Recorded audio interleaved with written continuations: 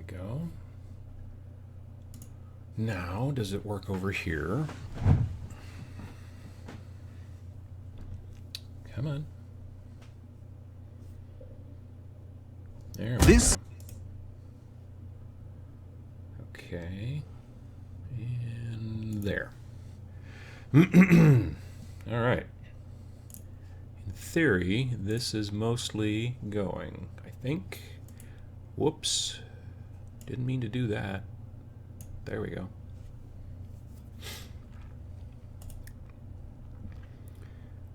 And just there. All right. I hope everyone's doing well. We've got a lot of people already. That's good to see.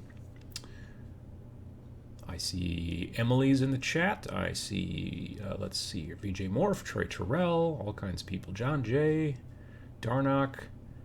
Let's see, Massachusetts. Good morning from a rainy DC. Good morning from the Netherlands. Glad to catch you live again. What are your thoughts on Nuke Warcry set? I haven't seen it yet, like in person.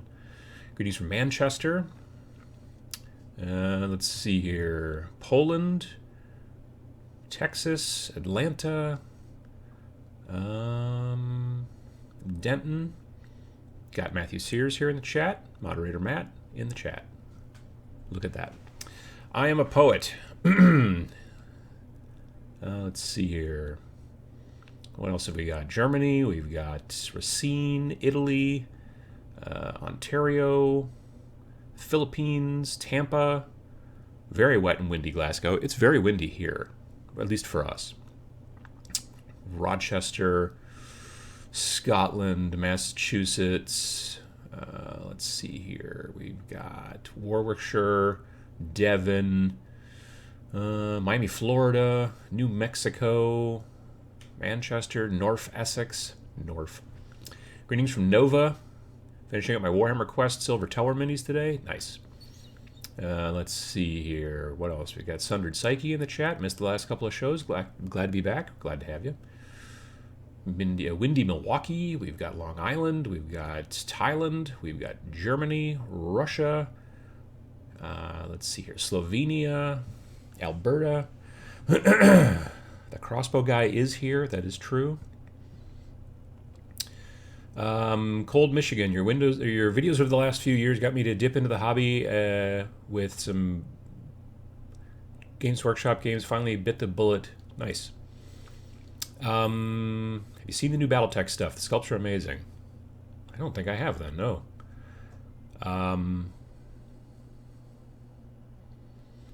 Let's see. Watching this whilst getting my D&D session ready. Nice. It's Sweden, Las Vegas.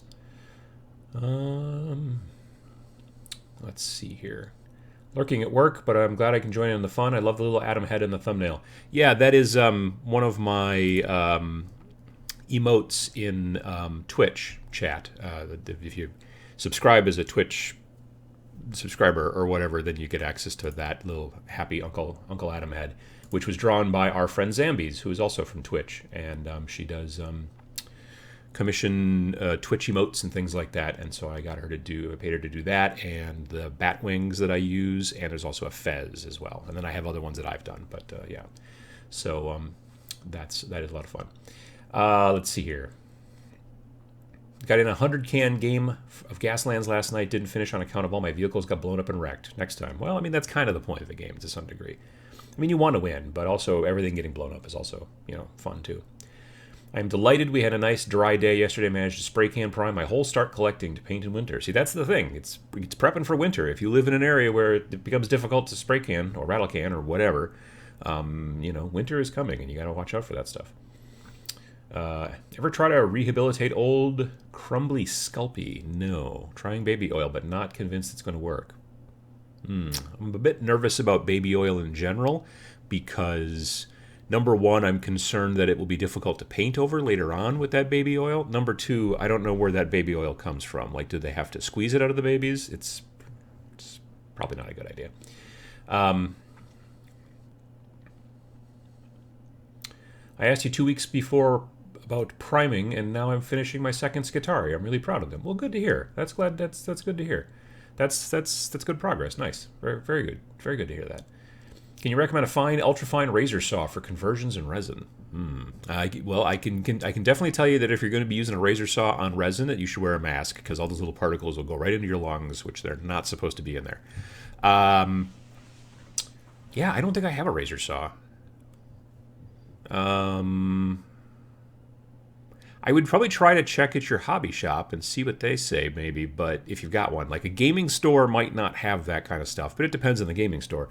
But something more like a hobby shop, like here in the U.S., we've got these things called Hobby Town USA, and they have a lot more model cars and model trains and that kind of stuff, model airplanes. And so if you find a company or a store that sells that kind of stuff, you might be better to find a razor saw through them. Yeah. I bought up a Chow shirt a few weeks ago. So many people recognize it. It's great. Well, that's cool. I mean, like if you're at the game store or just like out at the grocery store or something. That's because at the grocery store, I would be surprised. At a game store, I would be a little bit less surprised, but still, it's good to hear. Will the show work without the fez? Yeah, and I'm getting a haircut a week. Let's see, I'm getting a haircut on Friday. The woman who cuts my hair, she had to have some surgery, and so then she was out of haircutting for a while, and she will be back. I think she's back part-time at least already now, and but yeah, I'm going to be getting my haircut on Friday, so the next week's video, this upcoming video will still probably be fezzed because I won't have my haircut by Friday, and I actually don't film on Friday because that would be having to go back in time to get it up early in the morning on Friday, but you see what I'm saying. But anyway, yeah, so, but the fez, it's going to be around, so, Good afternoon from a wet and windy Scotland, watching along while ironing the kids' school uniforms for next week. Hopefully get some hobby done later. Nice. I also hope to get some hobby done later as well, but I think we'll be doing some chores as well today. We got one of those Bissell. It's a little machine, and it's got like a hose and some water tanks in it, and it's for cleaning, like spot cleaning, like carpet and upholstery. And we have some chairs that Diesel has puked on in the past, and you want to kind of clean it better, so we bought one of those things finally. Anyway, so yeah, we'll be doing a little bit of that later on. He's way not puking as much as he used to anymore now that he's on medicine for that, so that's good. And he's otherwise seeming pretty well, which is good. He is grumpy, but that's just, I think, because he's old.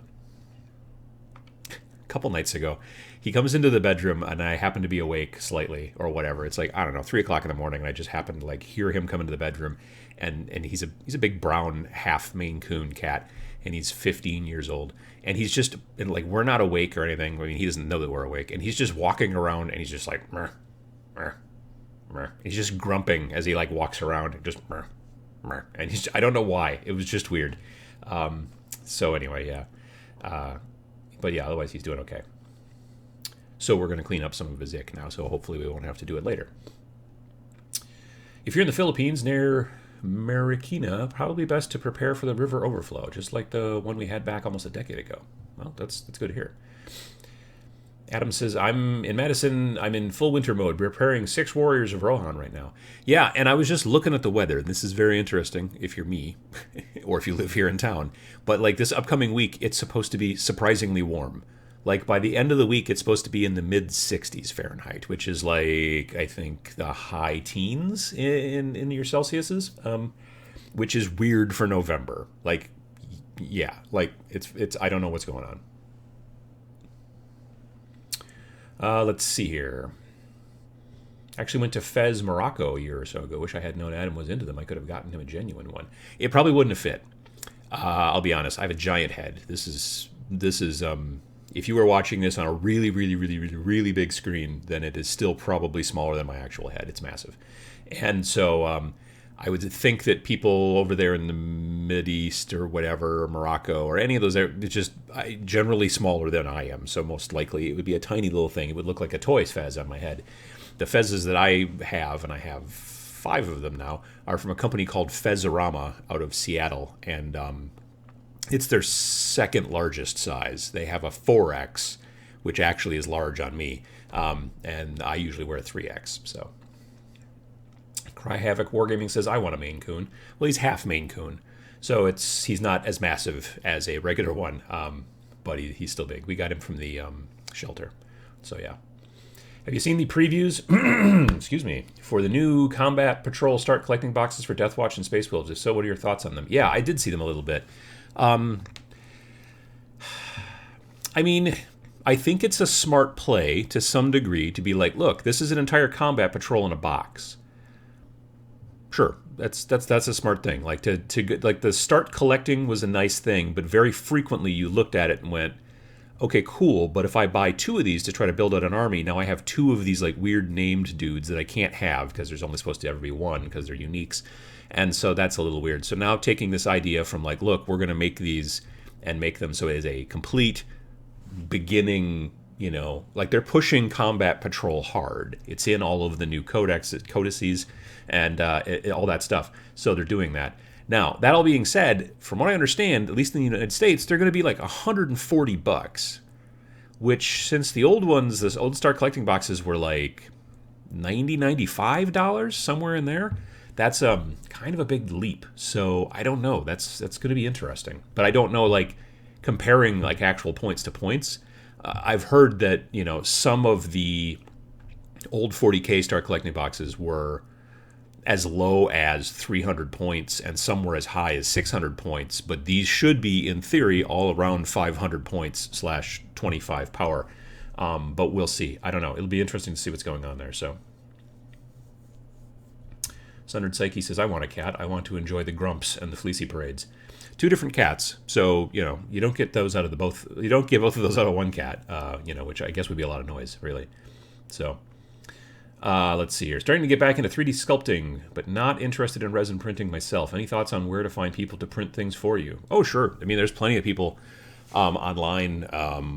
My good friend Matt from Game4 has a website. If you type in, what is it? Gaming Matter? Gaming MATTR, because his name is Matt Ridley, so it's Matt R. But yeah, Gaming Matter, MATTR, into the Googles. He prints stuff for you. I know that probably if you do a search for Mac the Maker, he's also a person who will do that kind of stuff. Those are just people that I know in the community of the Tabletop Minion stuff, and I'm sure there are more. But yeah, there are people out there that will print if you're not interested in doing it. Like, I don't still yet have a resin printer, but I've gotten Mac to print me some stuff, paid him to print me that Yeti that I'm still slowly working on.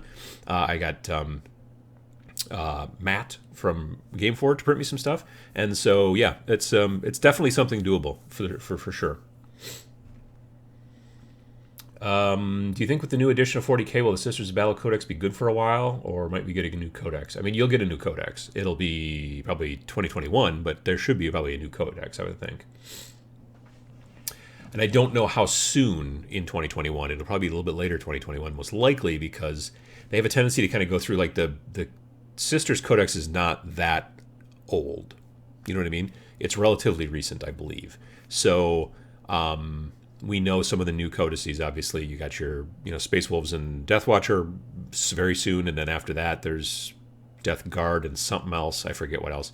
So yeah, it'll probably be a while though. I've watched a few of these sessions. I have to ask, what is that screaming in the background? This is Nick Raimondo. That's his name. And it is my wife's cello case. And the googly eyes that are on there were sent by our Australian friend here, VJ Morph.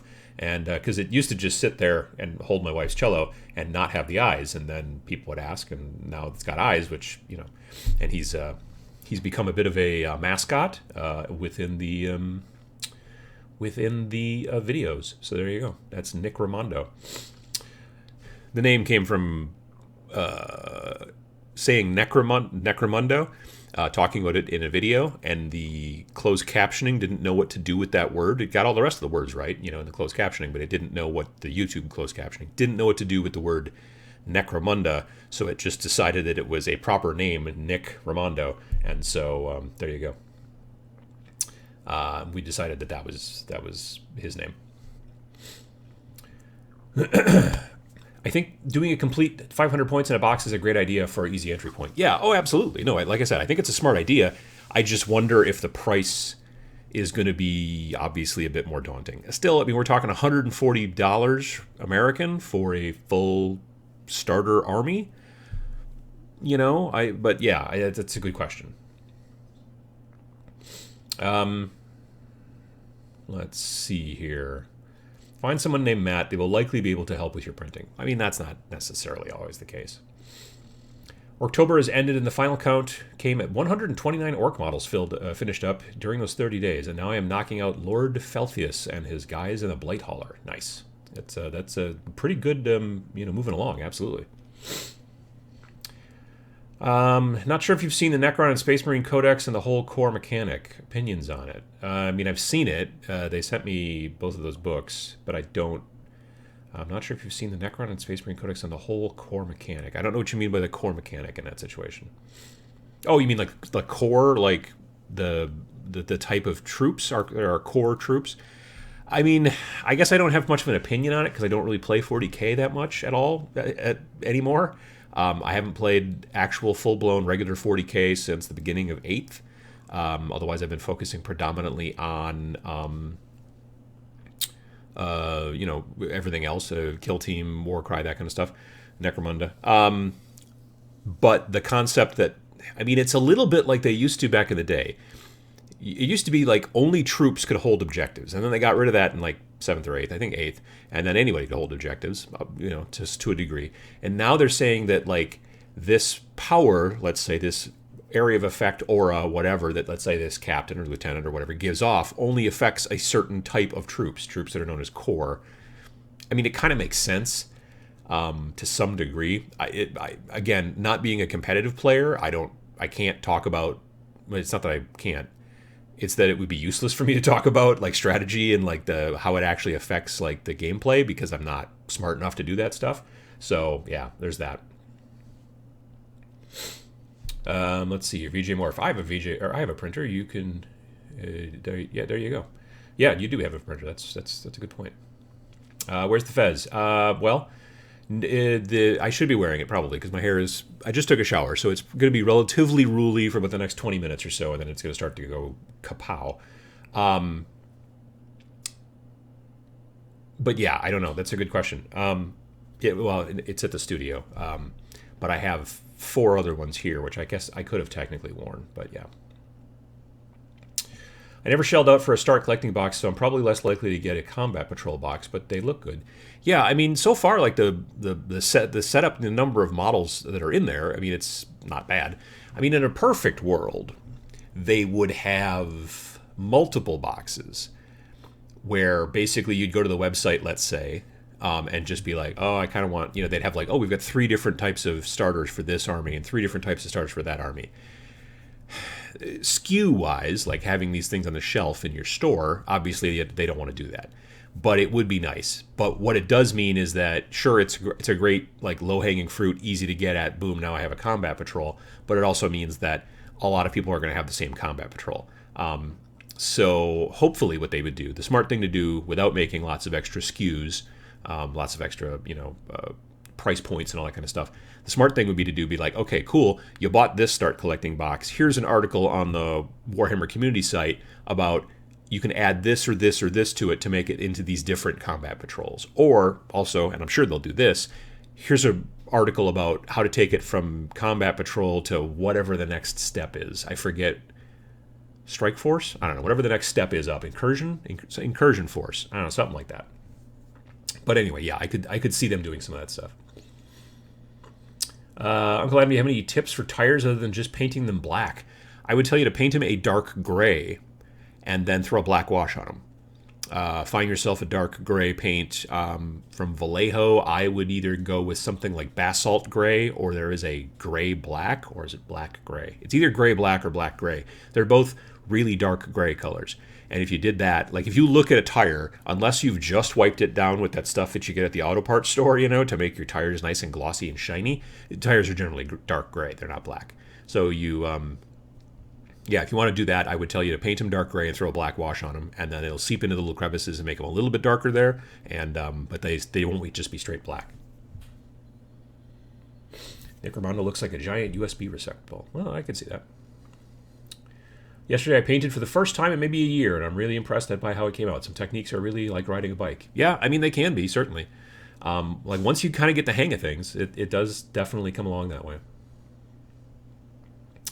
Combat Patrol boxes, artisanal and curated entry into a very exclusive level of gaming. $140 is a bargain. I mean, you could artisanal ones. I don't know how. Maybe you could, farm to gaming table. No. Free range space wolves. Maybe that's what we want. It would be super exciting to collect each Combat Patrol box, much less stressful than learning each army, and a fast way to get all of the first founding legions. I mean, sure, if you wanted to go down that road, yeah, absolutely. I mean, it would, like I said, they've made those start collecting boxes in the past, which were great to help you to start collecting, but they weren't necessarily great for helping you to start building an army. Now, I mean, really, if you think about it, to some degree, these Combat Patrol boxes are almost, from a marketing aspect, less likely to get you to buy multiples.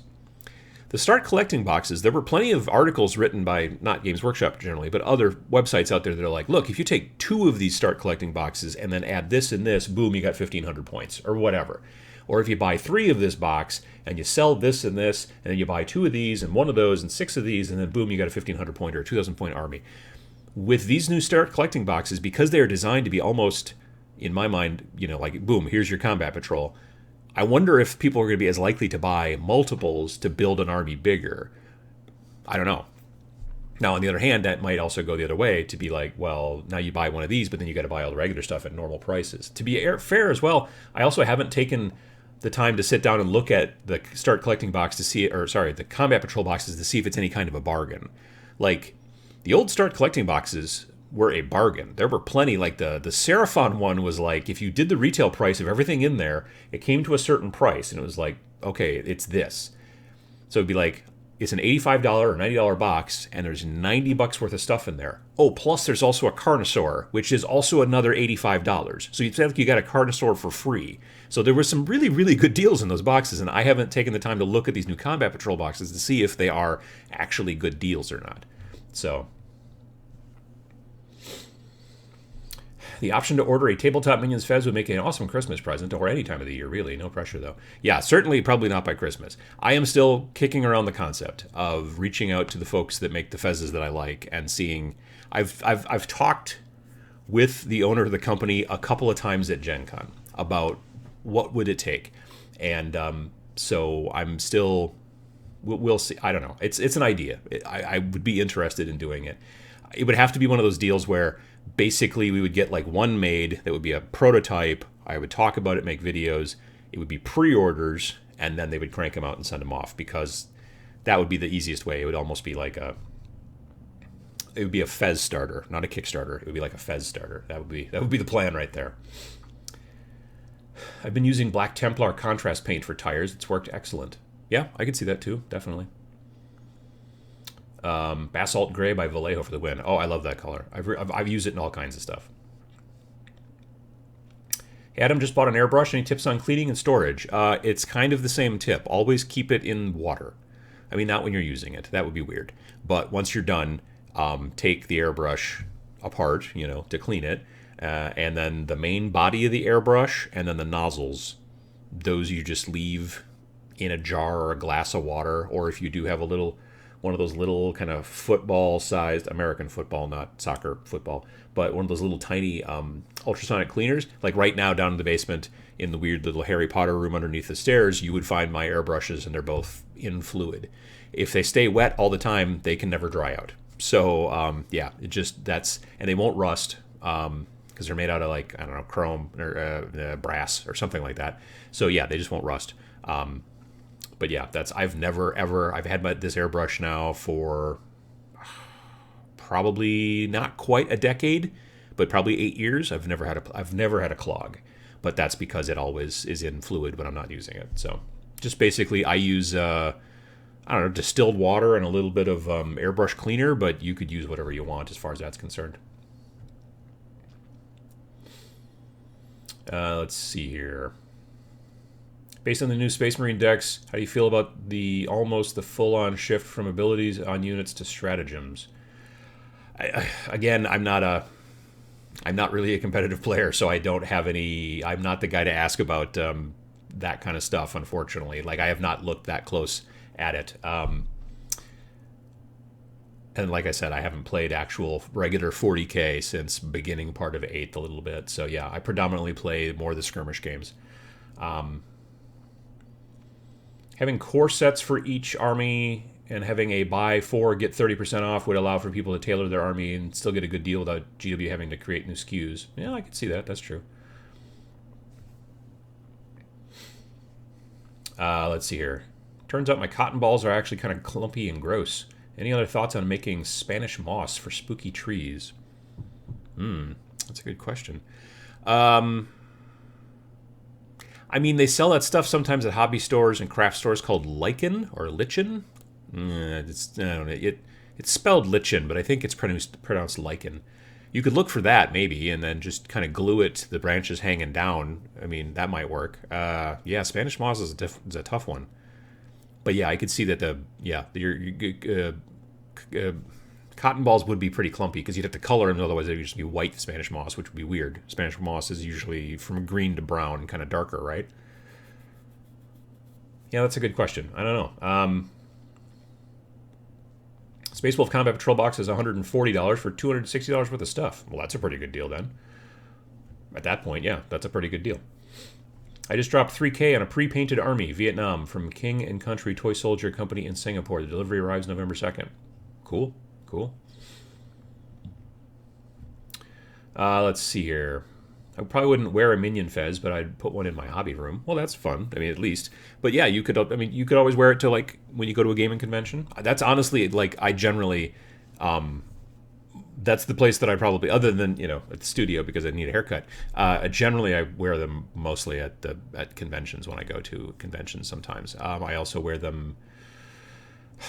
I don't know. Sometimes I wore one at New Year's last year. I don't know that we'll have a New Year's this year. I mean, there will be the day of New Year's and all that kind of stuff, but I don't think there's going to be any kind of party. Which airbrush do you use? I have an Iowata Eclipse, which I think the model number is HP-CS, and I also have an Iowata Neo. The Eclipse I use more for regular paint. The Neo I use more for like varnishes and stuff like that.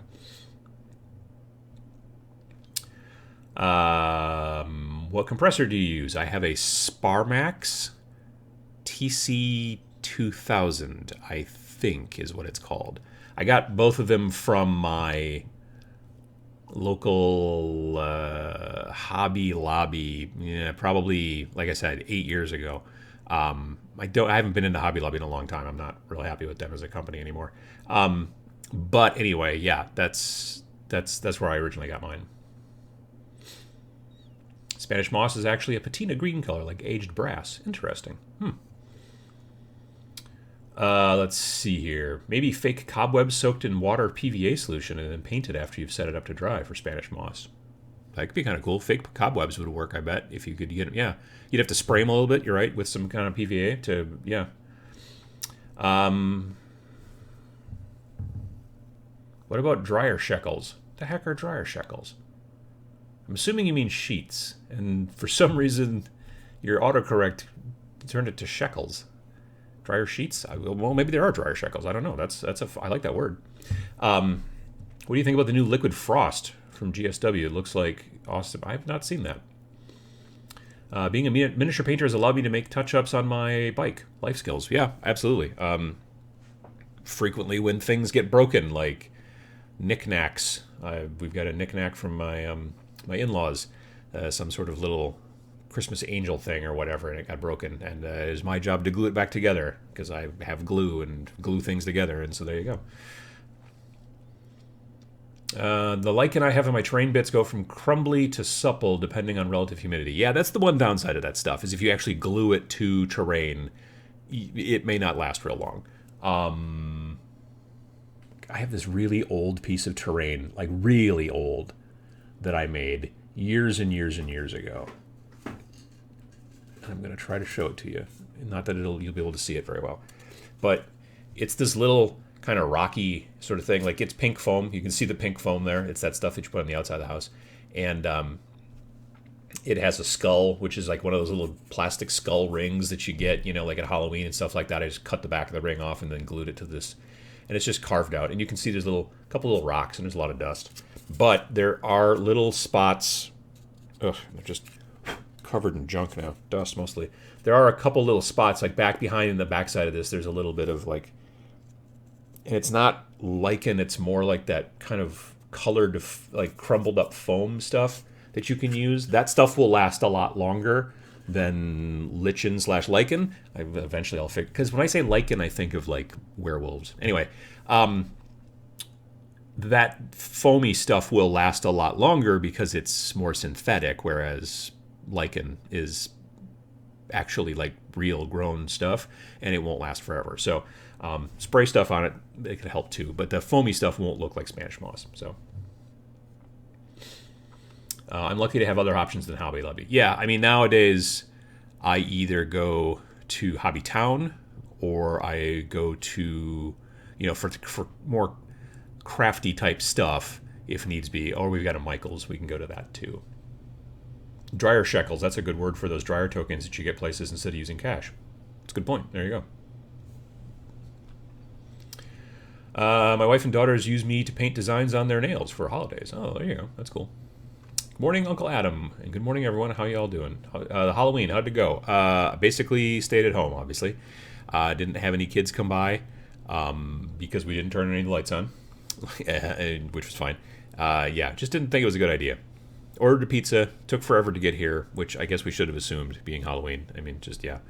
And then I actually, moderator Matt and I played a little bit of Grand Theft Auto and just chit-chatted while we got bullied around the Los Santos, and I had a cocktail. I don't know that Matt did.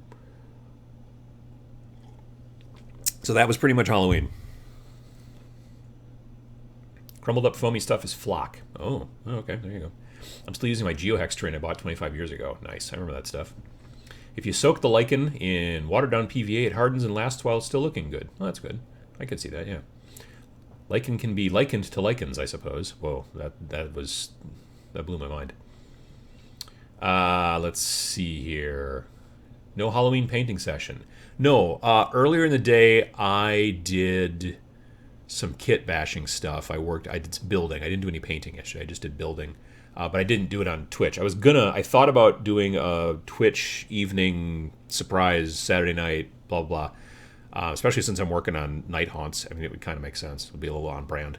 But I just, like I said, the pizza took forever to get here. It took like 2 hours. And so I was like, and that sort of, and I was just not in the mood then. So then I sent a message to Matt, and then we like I said, we played some GTA. I had a trick-or-treater, says Vorpal Bite. It was a pretty good Michael Myers costume. Nice. What do you think about GW online painting competitions? A friend of mine argued that more than just a painting contest, it also becomes a photography contest too. I mean, yes, that is probably true. I mean, but we live in weird times, so there's that. But yeah, I mean, that's one of the things about well, they don't do it anymore, but the Crystal Brush, Golden Demon, those kind of things, they will, in theory, have those again once we get Adepticon running again. But in those situations, you bring your model there, and then they shoot it, and they do the, all the photography, and they have the lighting the same for everybody, and they do everything the same, so that when they put them up on the websites, especially if there's going to be online voting, like they did with Crystal Brush, where you have like the players or the people's choice or whatever kind of thing, those, that online voting thing is a little bit more fair because everything's shot by the same people who are not the people who painted them, and they're all shot the same and all that stuff. But yeah, here's a contest and I'm going to shoot it at home and then send it. I mean, that's difficult, but it is what it is at this point, There you go. Have you ever used olive oil to recover minis frosted because of bad matte varnish? No, I've heard of it, but I've never had to, thankfully. Knock on wood. Yeah. Turning my sister's battle into a Legion of the Damned equivalent, the Sisters of the Slain. First really ambitious conversion, really loving green stuff sculpting. Nice. I am not great at green stuff sculpting. It is I took a class about it last year, Gen Con 2019, I think, about sculpting hair onto models that don't have hair, or models that don't have hair that you like, or whatever. And that was sort of interesting, and I got a little bit of a hang of it, but I don't know. Yeah, I don't know. It's one of those things that I'm like, yeah, it'd be kind of cool, but I haven't gotten really there. Zambi says, "Morning. Your thumbnail image is incredible." Well, thank you. You certainly, obviously, helped in working on that Twitch icon of my face. And then I was thinking to myself, well, what am I going to be talking about? And I was like, well, I should talk about getting ready for winter and projects and stuff like that. And then just the whole concept popped into my head of the winter is coming. And then I'm like, well, I could just. I was going to take a picture of myself and then put it on there. And then I was like, well, heck, I have a lovely cartoon icon, and there you go. So. Speaking of on brand with Halloween, disappointed that GW didn't release the new Necromantic Horror Blood Bowl team on Saturday. Missed opportunity, in my opinion. I mean, I guess it could be. I mean, it could be a manufacturing thing, like they didn't have it ready to go yet, or the picture's taken, or it's always that kind of junk potentially. Yeah. Is there a technical reason to use a different airbrush or for varnish, or just a preference? I think that the needle on my Neo brush is like a slightly wider pattern. Like, you can swap needles and nozzles pretty easily, but if you have two airbrushes, then you don't have to. You've got one that's more for your tighter focused, kind of like, I want to be able to just shade in this area and do stuff like that. And then you have one that's got a wider dispersion, so you can be like, I want to varnish this model. You know what I mean? So that's, I think, the main reason, frankly, if any.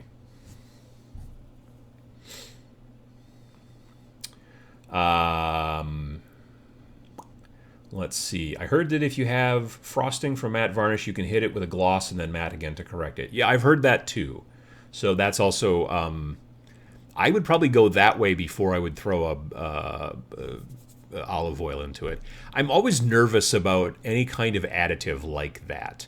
And it's just because, like, so, like, if you're using green stuff and you don't want if you want the green stuff to stick to your tools or whatever, they usually tell you to make your tools wet with water, and then it shouldn't stick to your tools. But I've also heard people say, oh, just use a little bit of olive oil and that stuff. Or, I've got a friend who swears by using chapstick, and then it won't stick to that either. And I'm like, but then how do you get the chapstick off later on so that you can prime? Because I don't think you'd want to prime over chapstick or over olive oil or, all these other things. KY jelly, like all these different things I've heard about to make it so that your tools and your fingers don't stick to green stuff. Well, then how do you make it so that paint sticks to green stuff? If you know what I mean? So, yeah, that's a tough one. For frosted minis, it's weird, but after it happened to me, I hand brushed on gloss varnish. It counted the frost. That makes sense. GW need to get Blood Bowl out so that I can take my money before I spend it on other things. Well, that always is an issue. Let me see. Did you pick up Blitz Bowl Season 2 yet? No, I haven't. To be fair, I haven't been, because we don't have a Barnes & Noble here in my town. There's one next town over, and I haven't been to that town in a while. That's where I work, except I've been working from home, so I haven't been to. Yeah, I should probably make a trip at some point, though. I'm a bit loath to go anywhere. I guess I could see if I could order it from their website. Maybe I'll do that. 25 years ago when I painted, the minis were metal. The top secret was to use oil paint, and then while the paint was still wet, put it in an oven at 350 for 45 minutes. Huh. Well, I mean, yeah, you could do it with metal, I guess. That makes sense. Yeah, I mean, people are still using oil paints on and off here and there for painting miniatures. It's generally more the kind of painterly, more display folks. It's not generally as much the people who are painting armies to get on the table, partially because of the drying time. Oil paints take... One of the benefits and negatives is that they take a long time to dry. The upside to a long time to dry on using your oil paints is that it means you can blend for a lot longer, stuff like that. The downside is, of course, you have to wait sometimes days for this model to actually dry. So there's that too. Let's see here. For the past 2 years, we've found out about the holiday Battle Force boxes on November 1st. Sad I woke up to no news about them. Hopefully in a few days. Well, again, it could be a COVID thing. Like all bets are off this year and probably next. Animaster says, do not use olive oil. It will get sticky later. I used olive oil on Lego cars and it got really gummy. I can see that. Yeah, I'd be a little nervous about that too.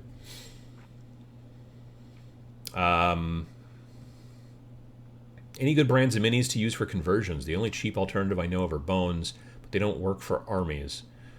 I'm not sure what you mean, Dominic. Like, you want to use an army, you want to use a cheaper version for an entire army, or I don't know what you mean exactly. Like, if you're looking for conversions, like, there are plenty of companies out there that make cool bits and stuff like that for conversions. Anvil Industry, Puppets War, Spellcrow. Evidently, Max Mini has been bought by somebody because they had kind of closed and they've been bought, so they're going to be reopened eventually. Cromlech, a bunch of different things like that. But if you're like, I want to just buy an entire army that counts as something else from somebody else, you can take a look at Mantic. They do that kind of stuff too. Let's see here. Adam, you just wash your newly created model in something like Simple Green to get the olive oil off or whatever over the green stuff. Well, that's not a bad idea. I probably got some Simple Green somewhere. Adam, would you say it's getting easier to hobby and talk on Twitch? I mean, I'm finding when I'm doing Twitch, in case you're wondering, boom, there you go. I'm doing Twitch on Monday evenings at 7 p.m. Central and Friday mornings at 10 a.m. Central. So yeah, I'll be working on my night haunts again tomorrow evening. I'm finding that I'm still sometimes out of the camera when I'm holding the model, and stuff like that, because the camera's pointing down. But I'm finding I'm a little better about getting it in there. Talking and hobbying, it's still slower than just sitting there and like listening to a podcast and hobbying. But it's still, I don't have as... The main issue for me, like when I first started this show here on YouTube, I was trying to do hobbying and talking at the same time. And it was difficult because I'm sitting in front of the computer. Camera's there, it's fine. Monitor is this thing right here, right? And then my keyboard's here. And then to do the hobbying, I had a camera that was pointing down, but it was way over here to the side, over this way. So I had to try to put my hands over here, and it's really hard to do that. With the new setup downstairs for Twitch, the camera is hanging from the ceiling, and then there's a webcam that's hanging off the arm that's pointing me in the face, which is why it's kind of close. But it's way easier to actually just work in front of myself instead of having to be way over here. So yeah, it's so far so good. I've been enjoying it. Do you airbrush or rattle can matte varnish? These days I airbrush. I use AK Interactive Ultra Matte Varnish just because I bought a big bottle of it, but I won't be buying any more stuff from AK Interactive. But evidently Ammo by MIG also has a very nice matte varnish that's nearly the same stuff, so I would look for that. Also, there's a company in the UK called Instar, which has got a varnish, I think it's called Varnish Plus, which is supposed to also be super crazy matte, but I was going to order some, but the shipping price was crazy high, but I've heard from a lot of people on Twitter, that it's really, really nice. So that's another thing that you can spray through an airbrush. It's partially just because I have not found a good rattle can anymore that's a good varnish. It used to be that Tester's Dull Coat was a great, great flat varnish, and they've changed something, and it's not as flat as it used to be. So, yeah, that's kind of a bummer. I used a lot of pig iron heads on my Cadians back in the day. Yeah, Pig Iron Productions also is a good company for that kind of stuff, too. Max Mini reopened this week. They have been taken up by Troll Trader / TTT or TT Combat. Nice. I like that TT Combat is doing a lot of that stuff. They've picked up different systems from companies that are kind of stumbling and things like that, and they're kind of becoming I like a lot of their resin stuff, and I've owned some of their laser cut MDF as well. I have a garage that I spray in with the door open. Wind is rarely a problem. I always have a fan blowing. That's a good idea. Let's see. I always wondered, why is there a toilet in one of your main promo pictures? It kind of sends mixed signals. Yeah, so that is... no, not that one. Yeah, this one. See, because I'm spray priming in the bathroom. This is a kind of a punk rock bathroom at my favorite bar here in town. It's we went to this place at TMX 2019 and listened to live music from a band called Meat Jelly. Unintentionally, we went to the bar on purpose, but we didn't realize there's gonna be live music going on. But I should have, because there's almost always live music going on at this place. It's called the Reptile Palace, and so yeah, it's a punk rock photo. I'm wearing a punk rock T-shirt. It's a punk rock photo. I'm in the bathroom spraying. That's a Primaris Ancient, I think. I probably should have, when I was having the photo taken by my friend, I should have made it a little bit more clear what was going on in there. But yeah. So there you go.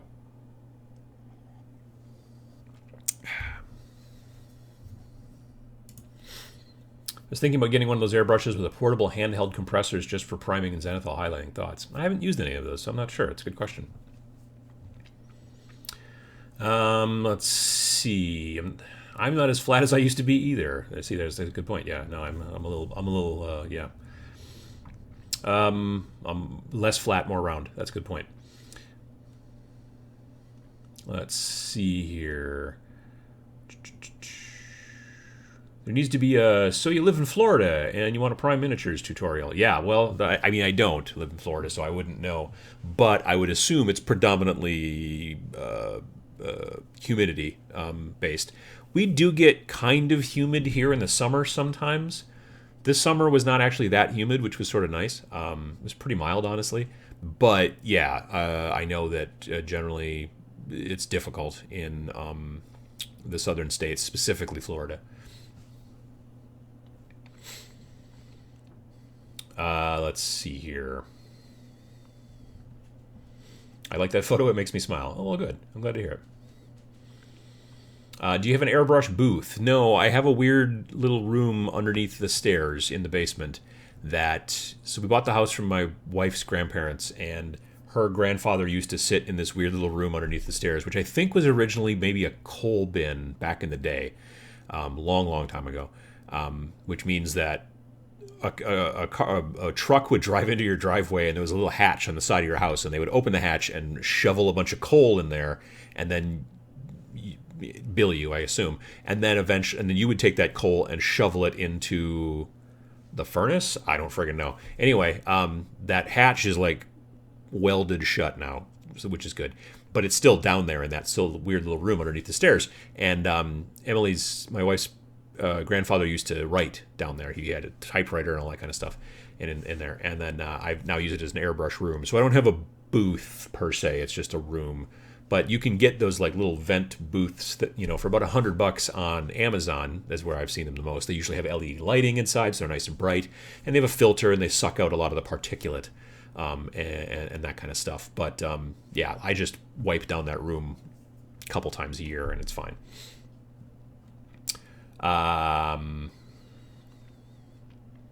Let's see here. Those handheld portable airbrushes are terrible. Avoid them like the plague. Well, that's what the Animaster says. So I've not used one. So yeah, I would assume that they're probably not great, but there's that. Let's see here. You should be able to vent from that coal room. I'm not concerned about vapors of any kind because I'm not spray painting like with a rattle can in that room. Using an airbrush compressor, there's no fumes because it's just compressed air, so that's fine. There's paint particulate, but I'm wearing a mask when I'm airbrushing, so it's fine.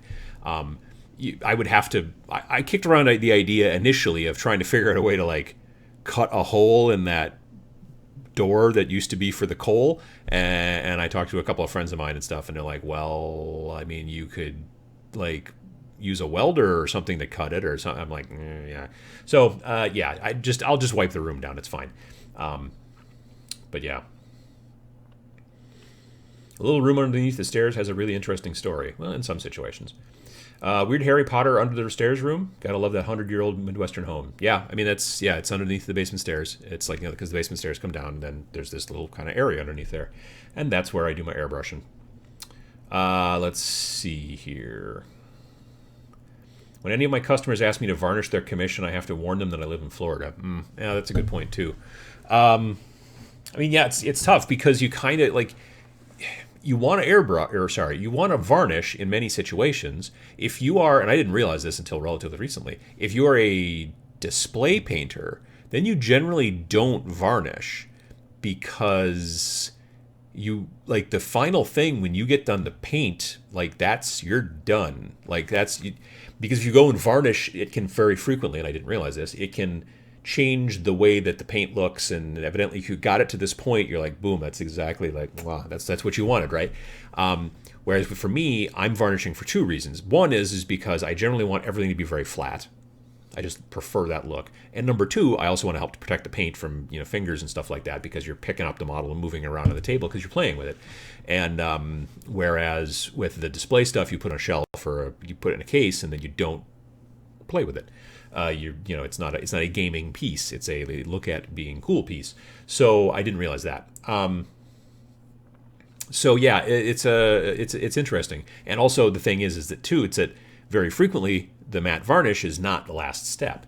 Like for me, matte varnish is in some situations the last step, but sometimes it's the second to last step, because you might put down the matte varnish, spray, and now you want to put down little tufts of grass maybe on the bases, or little junk like that. I don't know on this guy here if there's a little, I don't know if you guys can see, probably not. There's a little tiny tuft of grass there by his foot, right? And is there another one? Whoop. Yeah, there's another one back here. A little tuft of grass. You don't want to varnish over the tufts of grass because then they will get weird and clumpy, frankly. So that's usually the last step. So let's see here. Been melting sprue with the thinner to get some melting effects and making Death Guard parts. I had a friend who was I still have a friend. He's a very good painter now. He's a very, very good painter. But I remember back in the day when he first got into 40K, he was making Death Guard by taking regular Chaos Marines and a lighter and just melting their faces, and then he would paint over the top of that. It didn't look great. I mean, it was okay, but it didn't look great. But he was a beginner. Now he's a very good painter. So yeah. I have a room under the stairs in my basement. I use it as a paint room as well, but I have the shop in the garage for rattle can stuff. Yeah, if I'm doing rattle can, I'm doing it outside, which is why I don't do it too much in the winter at all. But yeah, I do go out and I just open the garage door, so I'm kind of out of the wind a little bit, but not, there's still decent ventilation and stuff like that. And then I spray out there then. If there's like no wind that day, then I can move out of the garage even a little bit further, and that's fine too. But for airbrushing, I just have that little room underneath the stairs, and then for regular normal paint brushing and stuff like that, I'm out in the main part of the basement on the opposite end of the basement, actually away from that room, which is a bummer because then I can't stream while airbrushing. And I've thought about trying to fix that, and it's probably easiest if I don't do that right now. So let's see. I don't listen to. Let's see. Any problem varnishing over metallics? I've heard that it's a no-no, but don't varnish at all at the moment. You see,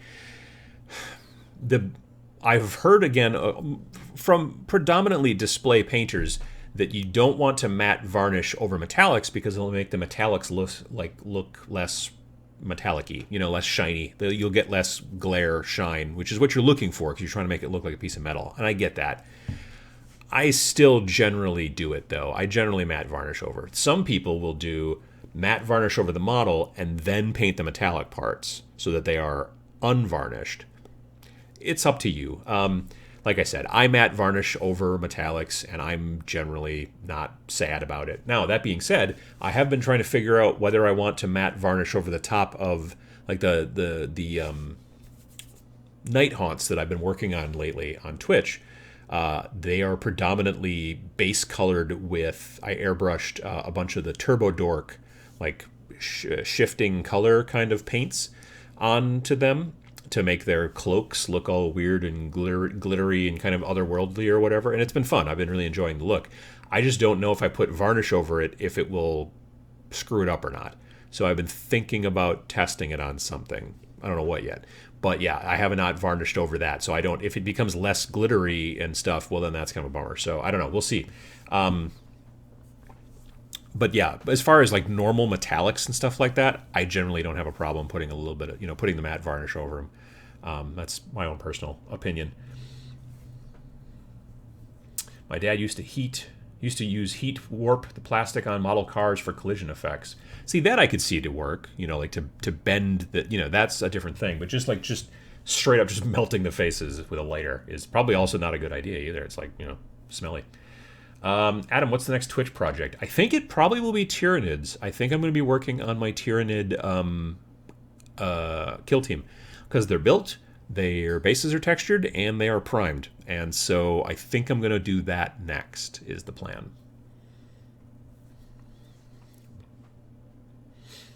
I'm on the verge of finishing my Raven Guard army, trying to get my last troop squad and HQ finished up today. Nice. Good luck.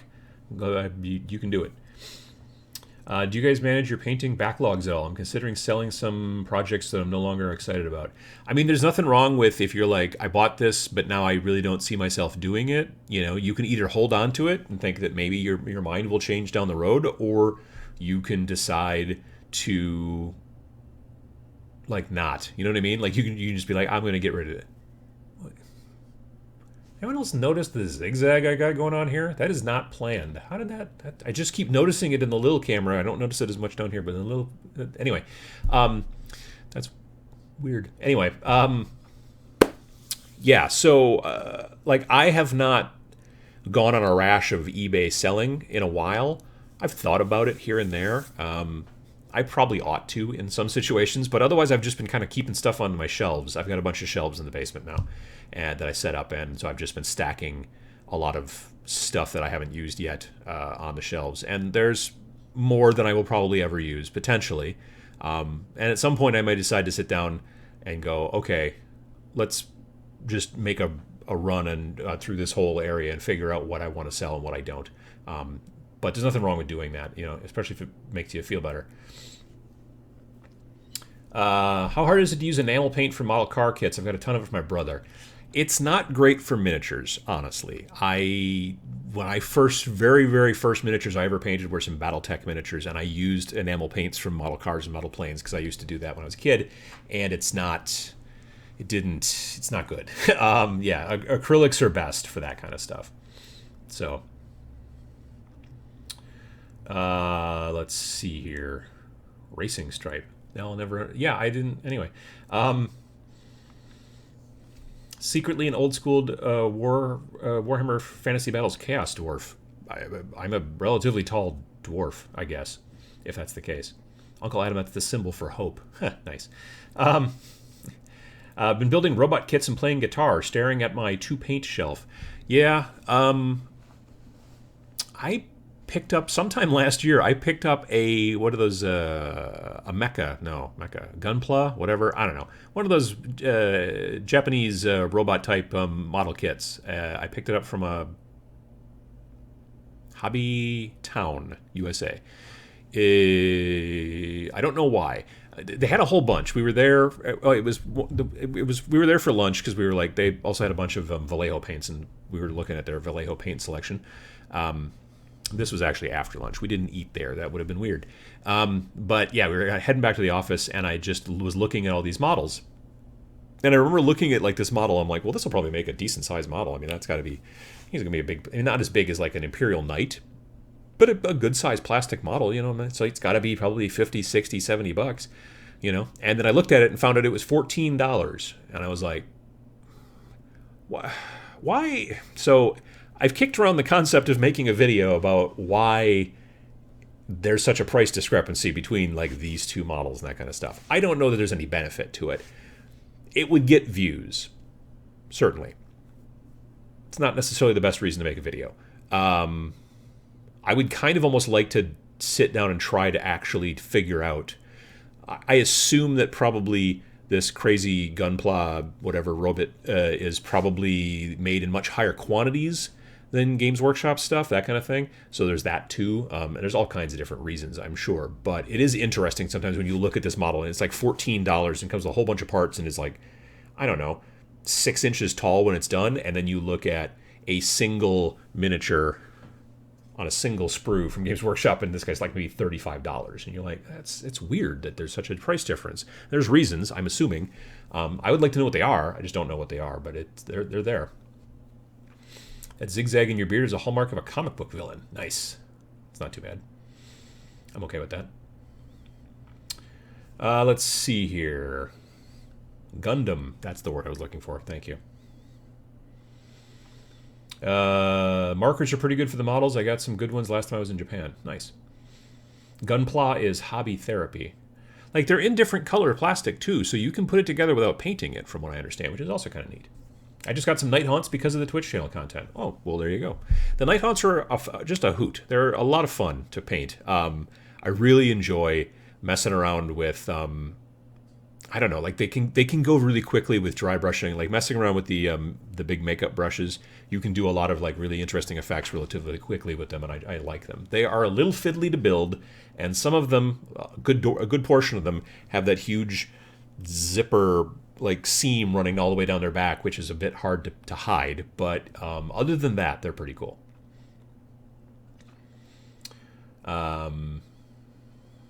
Let's see. Because tooling and die making in England is a lot more expensive than in Japan. Yeah, it could be. It could be a reason. I could see that. I just finished the Kill Team box set, and I'm looking forward to adding my Blackstone Fortress minis. I like those Blackstone Fortress minis. I gotta paint more of those. I have the lady. What is she? Not an executioner. Her name is Pontius Vor? Is that her name? I don't know. She's got like a shaved head and a giant chainsaw / flamethrower. And I can't think of... Anyway, she's built and primed. And then the two little Ratling guys are also built and primed. I don't think I have anything else from that set built and primed. But I do want to do the big... Oh, no, he's not big, but he's kind of big. The UR 025. I want to do that robot too. I think he'd be a lot of fun.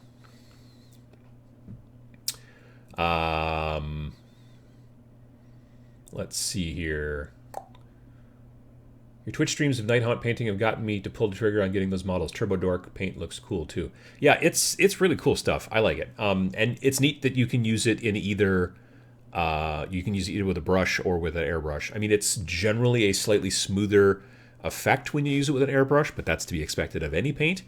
But depending on like, if you're painting it onto like cloth areas and stuff like that or whatever, and if you like, I honestly could have probably hand painted it onto those ghosts a little bit because that would have made the ghosts be a little bit bumpier a little bit, which would have been interesting. But the last set of ghosts, last several sets of Night Haunts that I've done have been much more highly textured than these because I've gone through and used liquid green stuff to help get rid of that seam, and then you stipple it a lot like that video I did years ago about the real use for liquid green stuff, and it was fine. But then it makes them look bumpy and grungy, which, they're ghosts and they're coming out of the graveyard or whatever. They should probably not be clean. So I wanted to do this next series to be smoother, to see what it would look like in the difference and everything like that. So that's why I used the airbrush. But when I did the Big Nurgle bug guy, the Pus Goyle Blight Lord ?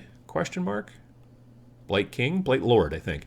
When I did those wings, I hand painted that Turbo Dork color on there. It was a color called Dark Net, I believe. And yeah, that's the color that I brushed on. But it, again, like I said in the videos, it makes the texture a little bit bumpier on the wings, which kind of makes sense because the wings, if you ever looked real close, like at moth wings or butterfly wings, they have that weird sort of dust, that's kind of weird. It gets on your fingers if you touch them. And so to make them look bumpier, it made sense.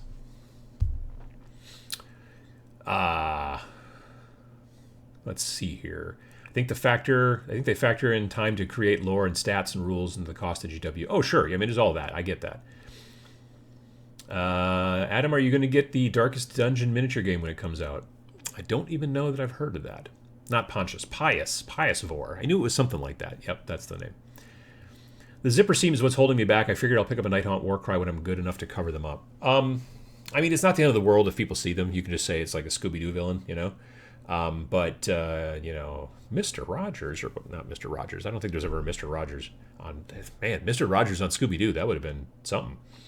But yeah, it is a little tough to... That's the hardest part of those guys. And honestly, the chain rasps, who are the little ones that I did initially, those guys don't have the seam running down there because they go together more front to back as opposed to side to side. So like you got the front of the front of the ghost dude and the back of the ghost dude, and then you don't have that running down the middle. But the The Grimghast Reapers and stuff like that, they have a lot more of a big zipper down the back because they go together two halves. You know what I mean?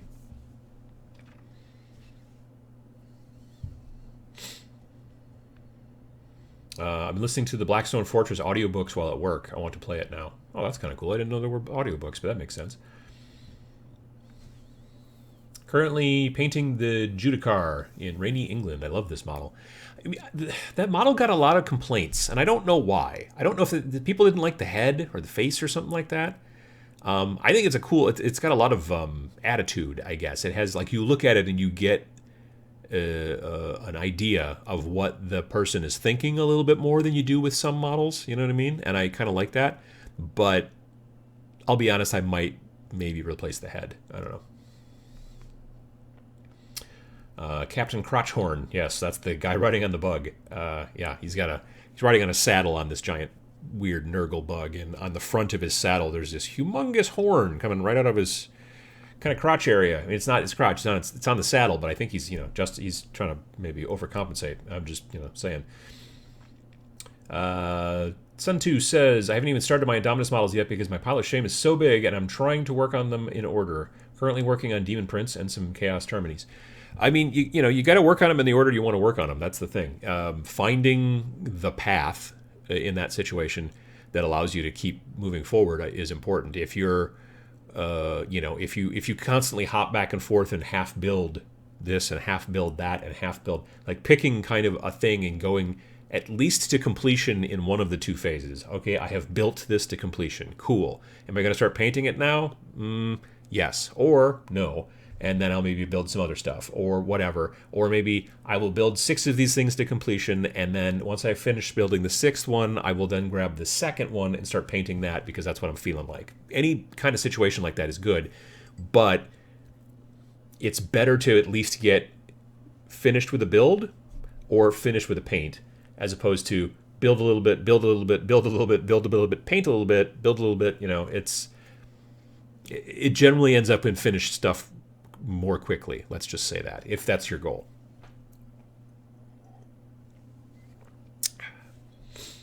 I was doing so well in working on my shame pile instead of buying new stuff, but I suddenly am up to my eyeballs in Terminators.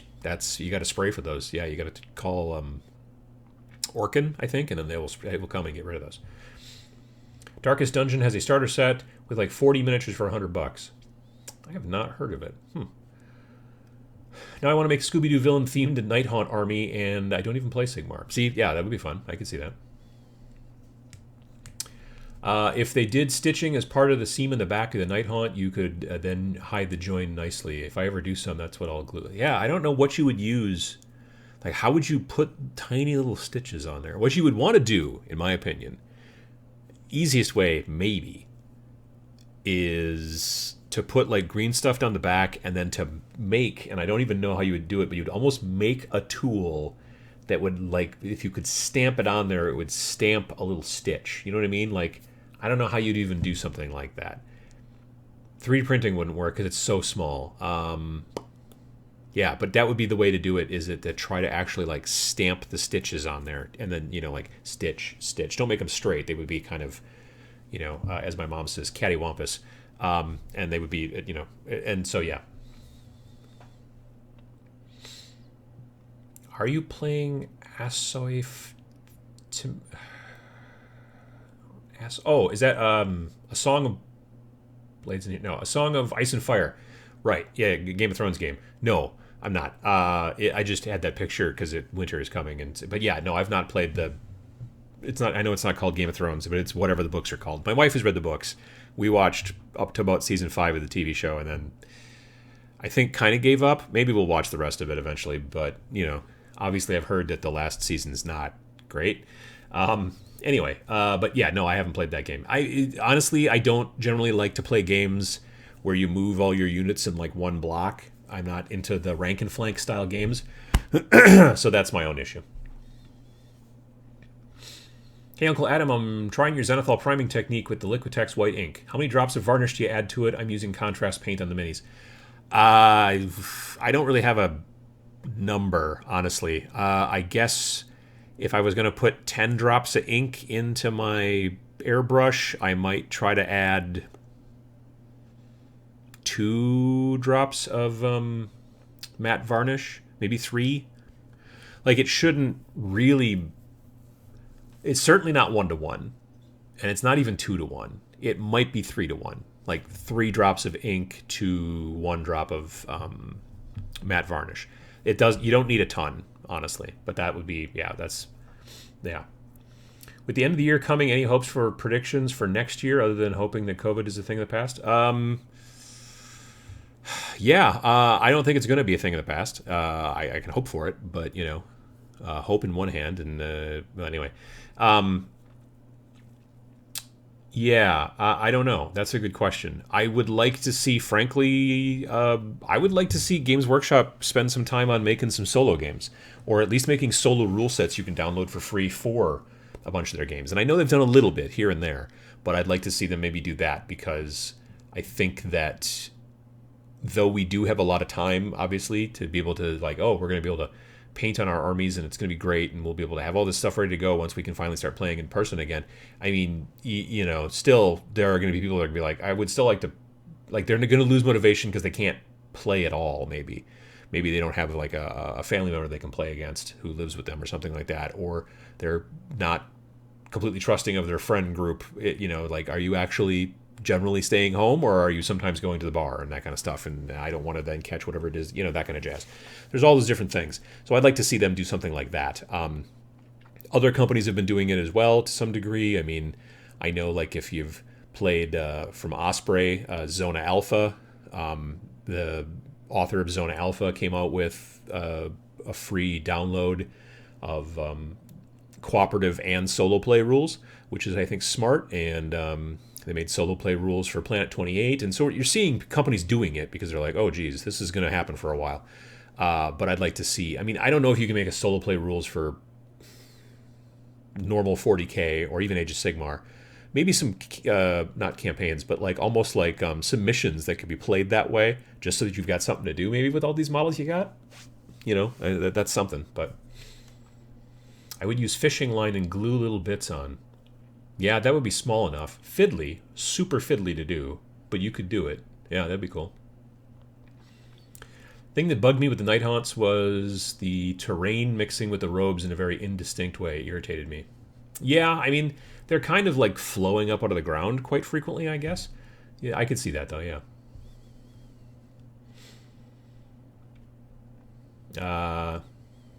They could sculpt the stitching on one side, and then when you put them together, it sits over the join. They have some of the minis that do that already. It was definitely a trick missed by GW. Yeah, those gaps running in the back of the Night Haunts are the hardest part of those models, in my opinion.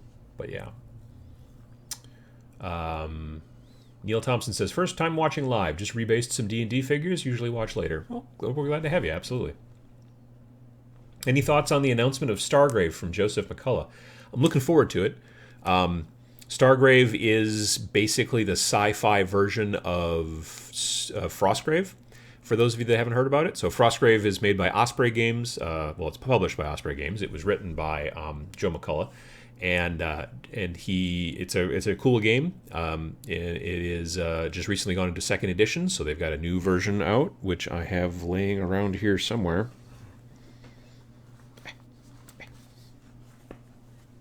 It looks like thus. And it is a frozen city. It is a city that was full of magicians and technology and wizards and all kinds of crazy crap. And then a spell went poorly or possibly went really well. It depends on, like, it's hard to say if it was a mistake or if it was purposeful, but the entire city got frozen for like 1,000 years. Like just covered in ice and snow, not like frozen in time, more just like, it's, Wisconsin in January. And that happened, like I said, for 1,000 years, and now it is thawing out. And so you've got these treasure hunters that are going in, teams of treasure hunters, war bands, if you will, of treasure hunters going in to get stuff. But there's also zombies like running around and skeletons and just other crap. Stargrave is written by the same guy, being published by the same people. It's coming out in April, evidently, and it's going to be kind of a sci-fi version. Now, whether they're going to do the same type of, there's like there's a space station that's just come out of the warp and it's maybe got treasures in it, why not? I don't know. I'm not exactly sure what the story is behind that, but I'm looking forward to it because I don't know. I like sci-fi probably more than I like fantasy. So the concept of being able to play a game that's along the same lines of this, but still, but more sci-fi, I think that's kind of cool.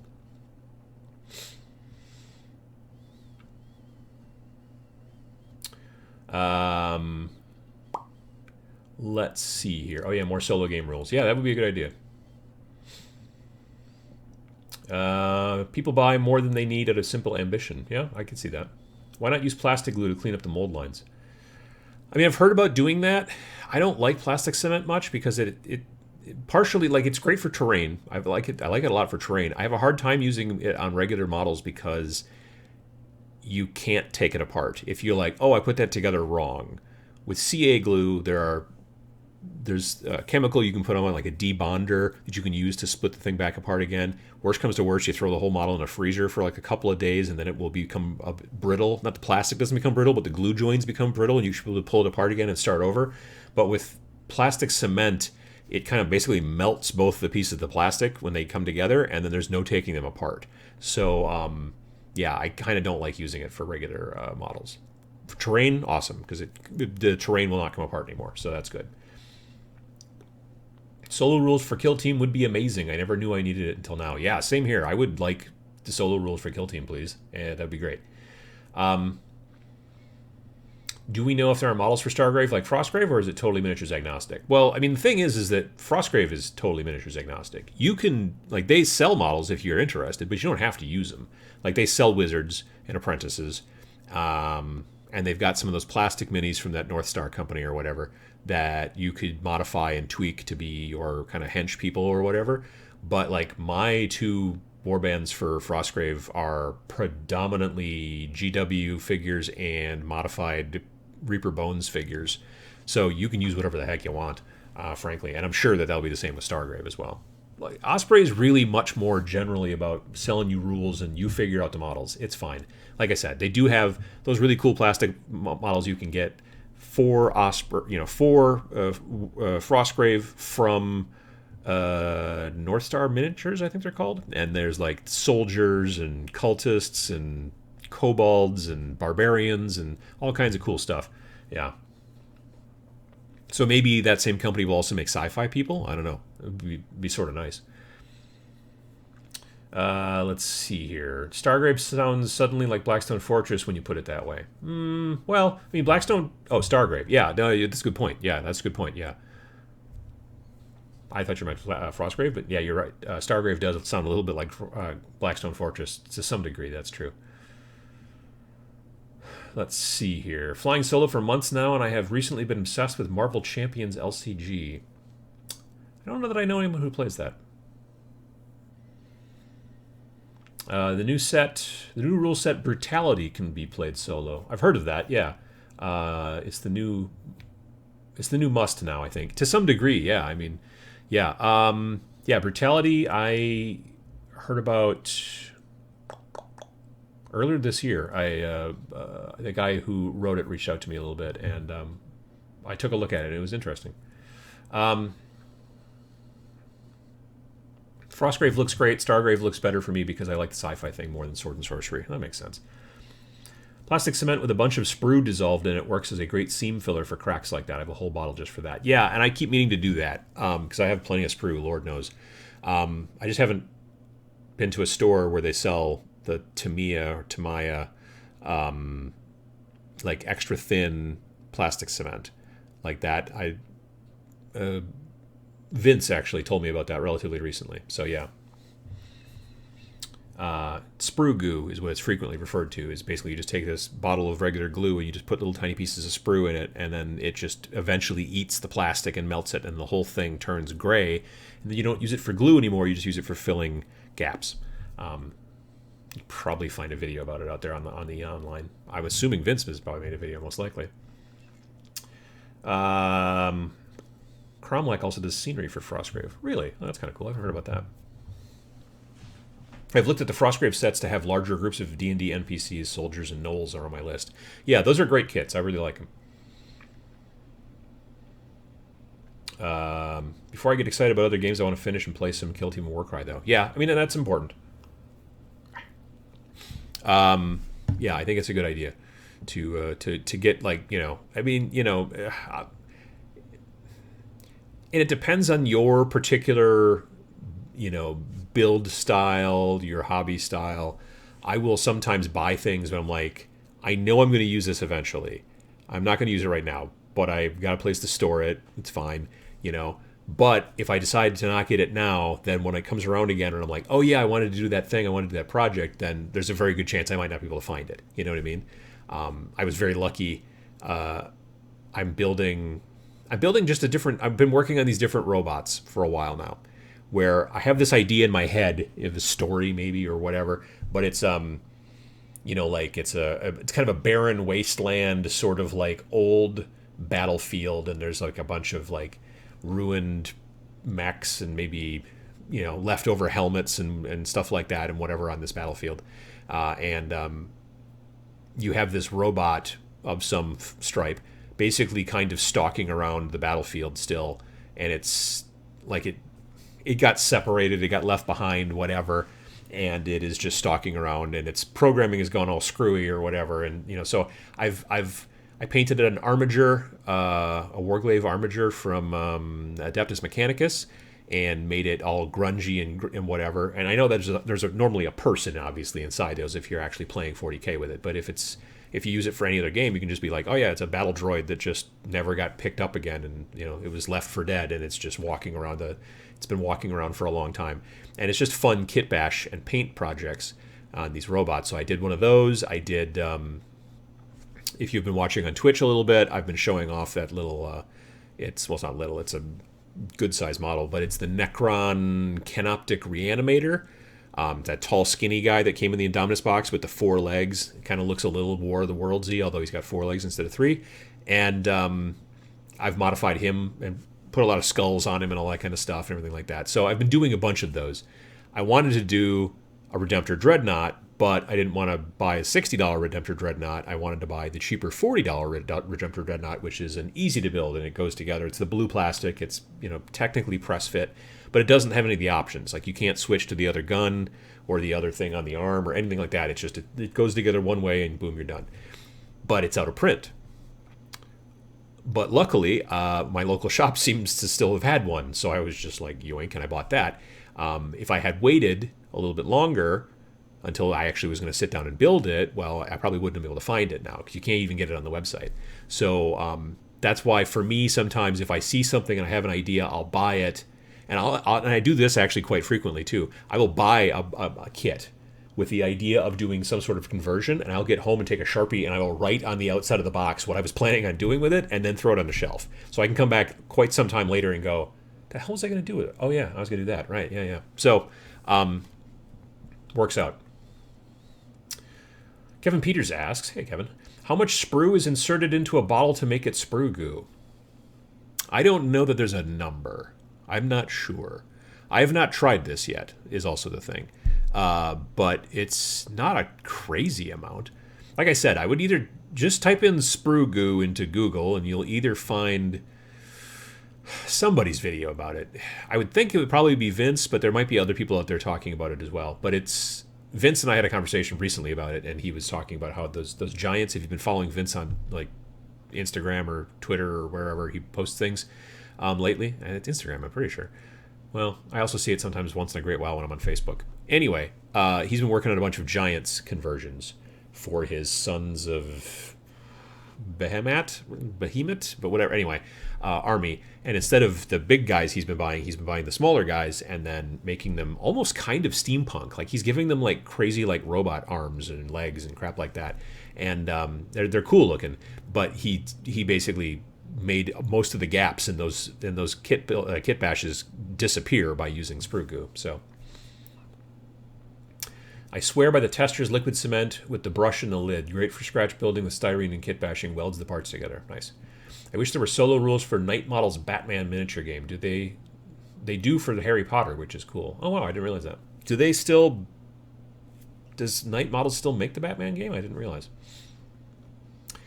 Any game can be played solo with enough imagination. That's true. If you have enough imagine and believe in yourself. Check out the Say Hi Paul YouTube channel for some great solo 40k bat reps. Nice. I just learned how to melt sprue after accidentally stripping paint off of a model using thinner. Luckily, it wasn't my main squad. Since that day, has opened a lot of possibilities for me in miniature kit bashing. That makes sense. I still pine for space lizards with lasers. Why must I suffer? I did kit bash one so far, just as a test. I took a lizard man model. I forget what their actual name is. They're not the little tiny guys, not the skinks, but they're the... Anyway, it's a lizard man, and instead of using the normal shield that they use, I used the top disc from a Tau drone and made it kind of look as if he had basically taken his drone and sort of carved out the inside to use it as a shield. And then I gave him an older blaster. I dug through my collection and found some of like the blasters from like the 90s. Or not blaster, bolter. So it's not like the normal new pattern bolter. It's a slightly older pattern bolter.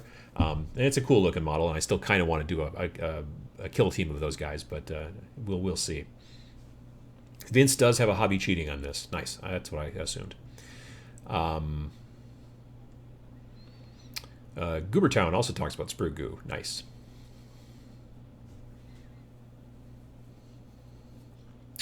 Let's see here. Still dying to find out what the Flayed One teaser for Kill Team is about. Yeah, that's a good question, too. Like I said, I don't remember if it was in last episode or if it was something I said on Twitch, but I do really hope that they make it like a... I think it would be great to make like almost like a mixture between Kill Team and Space Hulk. Like, I would be all over that.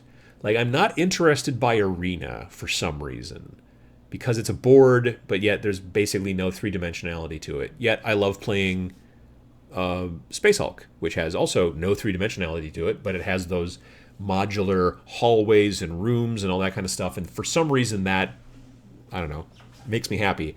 But doing the normal stuff, the like just playing on a regular 22 by 30 that's all flat, doesn't do it for me. So if they were to make that new game, if that was basically more like a modular, almost kind of like Space Hulk, but you got to use whatever models you wanted, I guess. Although, I mean, the flayed ones as the bad guys would be spectacular, and then you could swap out the good guys whenever you wanted. But you could play it either way. That's what I'd like to see, but I don't know if that's what they're doing or not.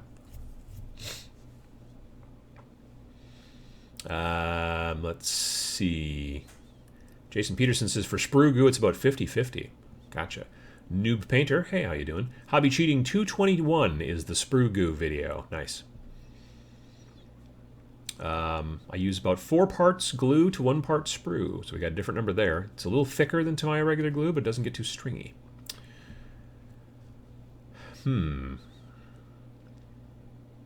Looking forward to using a lot of my Ninja Assassins. I find too little sprue and it shrinks pretty bad. Yeah, I think that would be the case. If you have enough sprue in there, then it won't. Because the issue with trying to fill gaps with most things is you put it on there and you're like, sweet, that's going to work great. And then when it dries, it just gets so small that it didn't fill the gap as much. And you just keep putting layer after layer after layer at it. And you fill the gap a little, but it's not enough to actually like make it go away.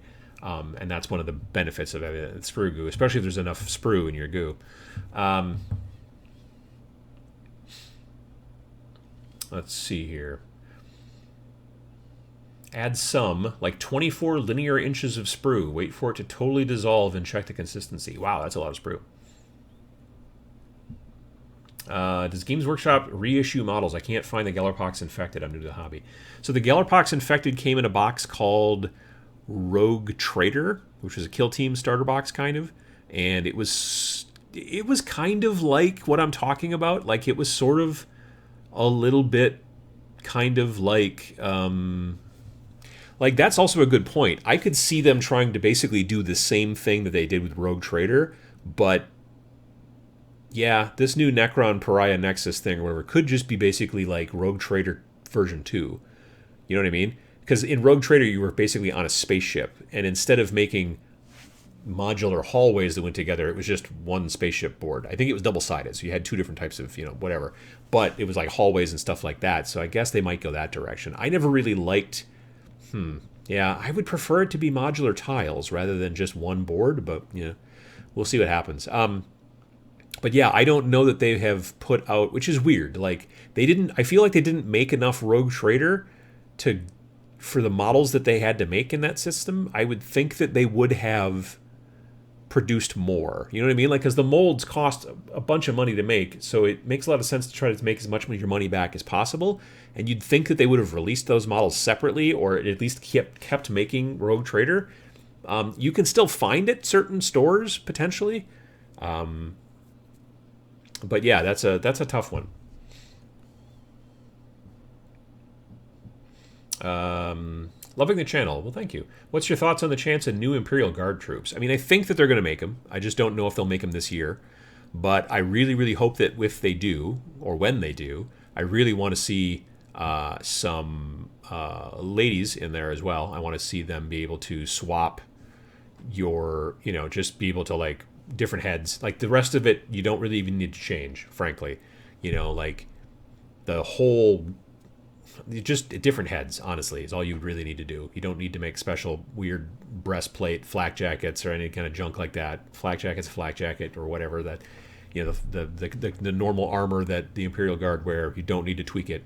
Just give them kind of lady heads, and that would be very cool.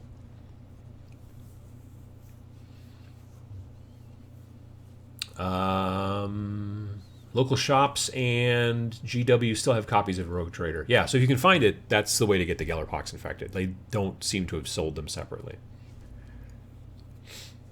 I've gained a new addiction. I'm constantly on the lookout for little non-GW bits and bobs around the house and kids' toys, jewelry, small part for basing. Yeah, oh yeah. I every once in a while I see like a weird piece of packaging or something like that, like a piece of plastic that came in something or whatever, and I'm like, oh, I'm gonna hold on. Like, I can tell you right now, I save these things. Like, anytime you buy an HDMI cable or anything along those lines, they almost always have like a little cap over the end of the metal part and then I save these, and then they eventually go on a piece of terrain as, I don't know, some sort of junction box or some junk like that on a piece of sci-fi stuff. So yeah, I always save those just because. Like, every once in a while I'll be like, gonna do some laundry, and I'll be going through my pockets and I'll find like 3 of them in a pocket. I'm like, I wonder how long those have been in there. Frequently it's after the wash, which they seem to usually make it through the wash. It's okay. Have you tried or have considered trying any Green Stuff World paint or their hobby materials aside from the actual green stuff? I think I have some of their rollers. That's the only stuff of theirs that I own. There's like no place around me that sells it that I've seen. The only stuff, like I said, I've been at some conventions before where they have those texture rollers, and I've bought some of those, and frankly not used them. Like, I bought them so like eventually I might use them, but I've not quite come across the project yet that I'm going to use them on. I would like to. But yeah, I haven't. I can't find any of the Vallejo color shifty paints either. The only color shifty paints that I can find locally are Turbo Dork, so that's what I have a tendency to go with. Let's see here. I thought Rogue Trader was still on the GW site. I mean, it might be, but I didn't think it was. I like the Green Stuff World rollers, but wish that one of the stores I deal with in USA would carry them. I don't want to order overseas. Yeah, that's kind of the thing, because they're Spanish as well, I think. Well, it got awful sunny out, didn't it? Great coats for guard, variant heads, yeah. Whole female box, slightly smaller. I can see that too, maybe. Victoria Miniatures makes a lot of female conversions parts for Astra Militarum. Yeah, they do. It's a nice set of stuff that they make there too. You can get some pretty nice 3D printed texture rollers on Etsy. I haven't seen that. Do you play Bolt Action? I do not. I'm interested in, and I own some models, and I have slowly built Conflict 47, which is adjacent to Bolt Action, but just straight up regular Bolt Action, no. Hobby hoarding, first sign you have a problem, it can get bad, stay away from interesting chunks of styrofoam. Yeah, I got over that finally. Like, years ago I used to be like, oh, this is a cool piece I could turn this into a piece of terrain. And then the amount of work it takes with normal, well, even like the pink stuff is a bunch of work, but just the amount of work it takes on like the white kind of styrofoam is made of the little tiny balls to make it look like it's not styrofoam, it's made of tiny little balls, it's a pain. And so, yeah, I don't really do that anymore. I've been saving the plastic pull caps from quarts of creamer as they look like hatches for vehicles. See, I mean, if you can do some cool stuff with it, there's nothing wrong with it. Making my Christmas list, and I was hoping to put Rogue Trader on it. It's not on the site. I was just checking this morning. See, I didn't think it was. I thought it had been out of stock. You ever play Star Wars X-Wing or Star Wars Armada? I have played both, but I have not played Star Wars X-Wing. I haven't played Star Wars Armada in a long, long time. Since it had been out for maybe 6 months when I played it, the one time. And Star Wars X-Wing, I used to play back when it was version 1, but I've never moved up to version 2. But it was a cool game. I mean, I played it a good deal with a friend of mine, and we would go down to our local shop and play from time to time. He works like odd hours, so it was sort of rare when we could get together and play. But when we did get together, we would generally play that because he wouldn't need to paint anything and all that kind of stuff. And so, yeah, but we had a lot of fun with it. It's, I mean, I'm glad it's still going, pretty well. I'm a little amazed that they're still got ships that they can make, but, Star Wars keeps on trucking, so that's kind of the way that works. But yeah, I will admit that if there had been no Star Wars X-Wing, I probably would have been more interested in Armada. But because I was already playing Star Wars X-Wing at the time, when I did sit down and try out Armada with a friend of mine, I was like, this is cool, but I don't need 2 of these. You know what I mean? Like, I don't need this game and also another game, which are basically a good deal alike. Also a good deal different, certainly. There were really interesting mechanics in Armada that I liked. Like, the bigger the ship, the harder it, like, you know how like in X-Wing you have this little wheel that says, this is what I'm going to do next, this is the maneuver, and you set that ahead, and then as the game kind of plays, you like flip it over and go, oh, this guy's going to do this. And you might have thought that your opponent was going to go over here, so you're going to turn this way so you can shoot him, but on their turn they decided to go over here, so then now you're over here, and then, so it's like that. The bigger ships in Armada have 3 of those wheels, basically. So you come up with a plan, but because your ship is so big, it takes 3 turns before you actually get to that maneuver because the ship is so large, everything takes a lot longer to happen. Whereas the smaller ships in that game would be either 2 wheels or down to just 1 wheel, and they stacked on top of each other. So you take the top wheel off and go, okay, well, this turn, which I came up with this idea 2 turns ago, I'm going to do this. And so you had to plan a lot further in ahead. So it was a very cool mechanic that way with Armada, but it just wasn't, yeah, it like I was already like, this is cool, but I'm already playing X-Wing and Millennium Falcon's pretty cool. So there you go. Doing terrain stuff is a hobby into itself. Absolutely. It's a very good point. Anyone tempted by the Warhammer Day Terminator Chaplain? No, I guess. I mean, not me. I thought about it. I looked at it. I'm like, oh, hey, neat. A new model that's, I'm like, yeah. I'm just not interested in Terminators anymore, I think is the problem. Like, they've never, like, since, like, when I was in 5th, Terminators were kind of cool when I first started in 5th edition. And then all of a sudden, Terminators just didn't get that cool. Now, I know that they're better, again, finally. They're back to 2 wounds, or are they at 3 wounds? I don't know. It's just, yeah, it's still, nah. Let's see here. Finally purged the accumulated styrofoam chunks about a decade ago. Now I strictly limit myself. Discipline. That's a good idea. I found one of my clients makes high-quality scale dollhouses. Lots of crossover in the hobby, including 3D printing. Her skill is awesome. Have you ever seen that kind of thing? I mean, I don't know that I've ever seen high-quality dollhouses, but I've seen dollhouses before. I'm trying to think where. I've seen them, but yeah, I've never seen them that super fancy ones. District Fire Chief. Uncle Adam, you are mentioned a lot within the Little Wars TV community. Oh, well, that's good to hear. Nice. I've watched some of their videos. Yeah, I like the place that they film in is very cool. It's a fancy place. I like it. It's a weird truck noise outside. Let's see here.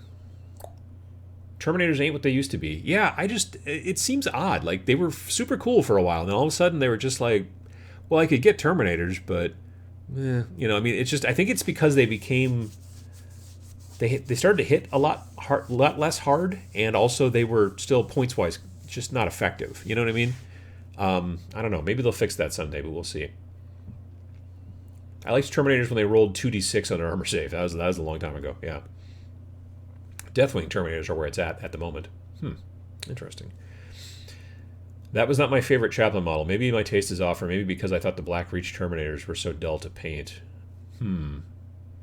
Yeah, Chaplains are cool in concept. Like, they're cool to paint. I've got a regular TAC Marine Chaplain that I probably am going to strip and start over on because I painted him so long ago that I'm like, well... And he's a hard model to find now, but I just like the sculpt so much. The problem is that like I was originally making him so that I would use him with my Black Templars because it would make sense to have a Chaplain with Black Templars because they're all about close combat. But I don't know, like it's just the game is still pretty shooty, at least from what I've been understanding. And so even when I was trying to play in 7th and 8th, I would be like, I would like to work a Chaplain in here, but then I would just be like, I'm going to get shot off the board. You know what I mean? So it wasn't as, I don't know. Now with 9th, I mean, it's still pretty shooty from what I understand. But like I said, I don't see myself playing. I would be cool. I don't know, you must be able to bring a Chaplain into the kill team. Probably through commanders. Yeah, so that's probably a problem. Kill Hulk. Could that be something? You know, mixing Space Hulk and Kill Team together? Or, yeah, I mean, possibly. I mean, I have seen people play, like, regular 40k on, like, a modified version of regular 40k on the Space Hulk tiles. There was a guy who used to run a Halloween, like, game down at the local shop every year. And one year it was just, like, all of the tiles from possibly 2 sets of Kill Team, or, sorry, Space Hulk, to make this humongous giant, like, you know, and then it was a whole bunch of people with like very small little war bands, and then it was like, and then it wasn't Tyranids, it was zombies that were on the ship that they were fighting. It was a whole Halloween thing. It was pretty cool. But yeah, I'm firmly of the opinion that if I keep putting termies in my list, they'll magically be good one day. Well, there's nothing wrong with doing that. Bought some tiny plastic Christmas trees from IKEA today to make some terrain from them. That's kind of cool. Makes sense. Inexpensive, sure, yeah. Terminator Chaplain in the Space Marine Codex is awesome, but then when GW started marketing it as a limited edition model, it became clear he was a cash grab. Oh, that's a bummer. Ooh, Hulk Team. That sounds like a totally different game at that point, really. Kill Team Commanders has a Primaris Chaplain, and Elites has a Terminator Chaplain. But the regular, like, Chaplain, is that not a thing? I'll have to take a look. I bought out my local Dollar Tree store on the green Snowdon Christmas trees, Christmas Town trees the other day. Those work quite well. If you've got a place that sells like little Christmas Town, Christmas Village stuff, the trees can very frequently work quite well for miniature games and stuff like that. Because tree scale is hard to sort of spot anyway. So if it's not quite the right scale, it doesn't matter because it's tree. The downside, though, is that very frequently if you're buying them for a Christmas village sort of thing, they've already been sprinkled with this white kind of flock stuff, but not always. Sometimes they're not. And so if you can get those can work well as very well as pine trees.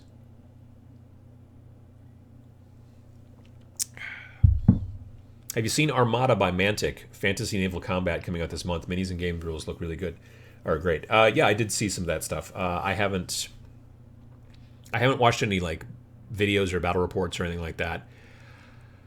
I don't know that I'm super into naval battles these days. I don't know why. But it's cool that they're going that direction because you don't see a lot of it these days. And the models do look pretty cool, although I don't know, are they resin or are they plastic? I think we had this conversation. They might be plastic? I don't remember exactly. What kind of pizza did you get last night? Thin crust with sausage and jalapeno.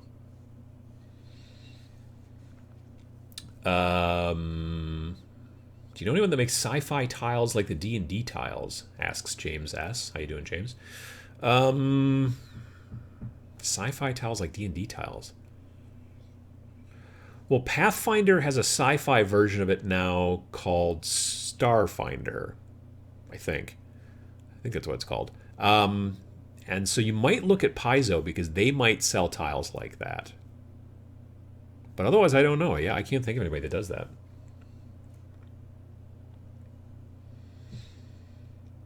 White Dwarf has a cool variant a while back, allowing G-Soother cults into Space Hulk. Oh, that makes sense. I could see that. That's kind of cool. I like to dot random minis amongst my Christmas decorations and see who notices. That's, I think, a lot of fun too. Especially if you got like a little nativity scene and you got like, little tiny baby Jesus and little sheeps and donkeys and wise men, and then like, I don't know, Terminator Chaplain, something like that. The the Armada minis are resin. Gotcha. All right. Starting buying a whole new setup of scale 75 paint, great variety of colors. Is just a little pricey. I've only ever owned like one little set of their paints, and I've never used them that much, and I don't know why. There's a bunch of people offering 3D printable sci-fi tiles. That's true. If you're into 3D printing at all, there are plenty of companies out there that are doing that. I know that Corvus... I can't think of the full name. Corvus Terrain Studios? I think it's Corvus Terrain Studios. That's I know they've got 3D tiles, and there are some other ones as well, but those are the ones that I've seen like in person, and they're nice. Uncle Adam, any recommendations for a fantasy skirmish game, not Frostgrave, specifically designed for you to use any models you like? Fantasy skirmish game, specifically designed for you to use any models you like. I would tell you to go out and do a look around for a game called Song of Blades and Heroes. It's made by a company called Ganesha or Ganesha Games, depends on how you pronounce it, I guess. And you can buy PDFs of the stuff for super cheap, or they will do print-on-demand books and ship them to you, which I've also done as well, and they're nice quality. They're through Lulu, so it's good quality stuff. Lulu is the printer. But yeah, that's the game that I use to teach people how to play skirmish, like miniature games, just how to play miniature games. When I go to gaming conventions and stuff like that, a lot of the local gaming conventions and things that you go to are generally a little bit more RPG and like board game based, but I will bring a setup, like a 4x4 setup of little, like all kinds of stuff, terrain and things like that, and then I have little plastic pre-paint like D&D minis that I have parceled out into like usually groups of 3 models. So each player gets 3 different models to run in a little tiny warband, and then I run all of the cool skeletons that I and a friend of mine that I paid years and years ago painted. And then so it's basically these small little hero warbands fighting against this huge league of the undead, and there is a necromancer that's kind of controlling them all. And the idea is to kill the necromancer. And it's called The Purge of Skeleton Keep is the name. I've come up with it. Yeah, it's a lot of fun. It's a fun system, but yeah, that I would say Song of Blades and Heroes is a great system because you use whatever models you want, and you can also work in either 28mm scale or you can work in 15mm scale, and it's a relatively simple switch to be able to change those without having to mess around too much. So yeah, 3 wise Terminator chaplains. There you go. Nagash amongst the sheep and cattle. Hearst Arts makes great molds for all kinds of custom sci-fi and RPG stuff too. Yeah, I mean it's a lot more hands-on to some degree than setting your 3D printer and then like going and doing stuff. It's you have to basically like pour the stuff in there. But it still does work pretty well. Let's see here. Trees I bought had snow on them, but I plan on using them for Frostgrave. Yeah, that makes sense then. Yeah, because you want stuff to be snowy for Frostgrave generally. That makes sense. Dragon Rampant is an awesome generic fantasy game by Osprey. That's also a good point too. There's 2 games there. There's 2 versions. There's Lion Rampant and Dragon Rampant. Lion Rampant is medieval, not fantasy. So there's no wizards and dwarves and crap like that. It's just basically a little bit more historical. Whereas Dragon Rampant is, I believe, also pretty much kind of the same overall rule set, but there's also elves and magic and crap like that. So, it depends on which way you want to go. So the Lion Rampant, lions are things that we actually have in the world. Dragon Rampant, dragons don't exist. So that's how you know between the fantasy and the not fantasy. Fat Dragon Games has a Starship set too. Yeah, of 3D printable stuff. Tiles and floor pieces and junk like that. So yeah, that's also a good idea. One of the projects I want to work on this winter is I started it so long ago, is this piece of terrain. I actually did a Sunday show about it years ago, and it is basically I want it to be like almost a bit of a centerpiece, but maybe not on a table, kind of a maybe post-apocalyptic, maybe whatever. But it's going to be a little video screen that it'll be like one of those video billboards, that you see sometimes on the side of the highway, that has been repurposed and has been propped up with lots of just scrap pieces of wood and metal and stuff like that, so that it's been set up. And then it's an actual little video screen about yay big. I don't know, it's 7 inches, 6 inches diagonal, and it's hooked up to a Raspberry Pi. Originally, the idea was I was going to use this video screen that I bought at Adepticon years and years ago that was just like a little video screen attached to a little printed circuit board. There's a little slot. You could slide a little memory card in there, and it was great. And then I brought it home, and within 6 months, it just stopped working. Like I didn't touch it. Like it sat on a shelf, and then I went over there, and I'm like, okay, let's try to start messing with this. And then it just wasn't working at all. Wouldn't work, which was a bummer. So then I enlisted a friend of mine who's good with that kind of stuff and bought a bunch of parts. Spent probably more money than I should have, because now this piece of terrain is starting to get out of control. And so, but now it is a full-blown little tiny, like one of those little tiny, it's like the size of a stick of gum, but it's a Raspberry Pi Zero. So it's a tiny little thing that I'm going to slide into the terrain. It's got Wi-Fi, all the stuff. So technically, and Bluetooth. So I'll be able to have it sitting there on the table, let's say, running video. And if there's Wi-Fi at the place that I'm playing, I could also just have it be playing YouTube videos, whatever. I bought a little tiny Bluetooth keyboard that's about yay big. So I have all the parts, and then I stopped, and so I want to start up again because winter. So I want to do that and get that running. I think that'll be a lot of fun, and then eventually, hopefully someday be able to actually take it to conventions. And it runs on batteries and the whole thing, so it doesn't need to be plugged in. It'll just be this piece of terrain sitting there that'll have video running, and I can have it just running video that's off of the hard drive or whatever. It's not a hard drive; it's technically a micro SD card. But like I said, because it's also Wi-Fi, I could have it showing web pages. I could have it showing YouTube videos. I could whatever. So I think that'd be a lot of fun. So that's a project I want to work on. I want to get probably at least. I don't know. I want to get at least 2 more kill teams done. Like I'm about to start Tyranids probably after I get done with the Night Haunts. And then I think the next group after that is either going to be Tau or Adeptus Mechanicus. And I'm leaning towards Adeptus Mechanicus. And I would probably be doing those on Twitch as well. And then for Warcry, I want to do Gloomspite Gits and probably Stormcast, because I have this idea in my head for a Stormcast paint scheme that I want to try out. So those are also 2 projects that I want to get done. I'm trying to think if I have any terrain projects, because we're going to be hopefully gifted with some nice warm weather this upcoming week for some reason. I could still get some Rattlecan done, which I prefer to do Rattlecan for airbrushing terrain. But I don't know that I have any big terrain things that I need to work on. I have a couple of pieces I could maybe work on, but for the most part, I don't. Well, there's got to be something, I'm sure, that I could quickly put together an airbrush, or not airbrush, but Rattlecan this week. So I'm going to take a look at that. Fat Dragon Games has, there's his Papercraft. Well, they also do 3D printed stuff too, don't they? Fat Dragon does STLs. I would assume that they would do that. Oh, but they have Papercraft if you don't have a 3D printer. Yeah, that's a good idea too. I bought my rollers straight from Green Stuff World. It took about 2 weeks to get them, well worth the money. Nice. Yeah, like I said, I own a bunch of them, but I picked them up at conventions. Both Adepticon and I think Nova Open is where I've picked up most of them. Is the app for locating local gamers down? Yes, it is. Game 4 is hibernating until we can start people can start safely playing again with folks. So we turned it off back in July. So it is, it's hibernating.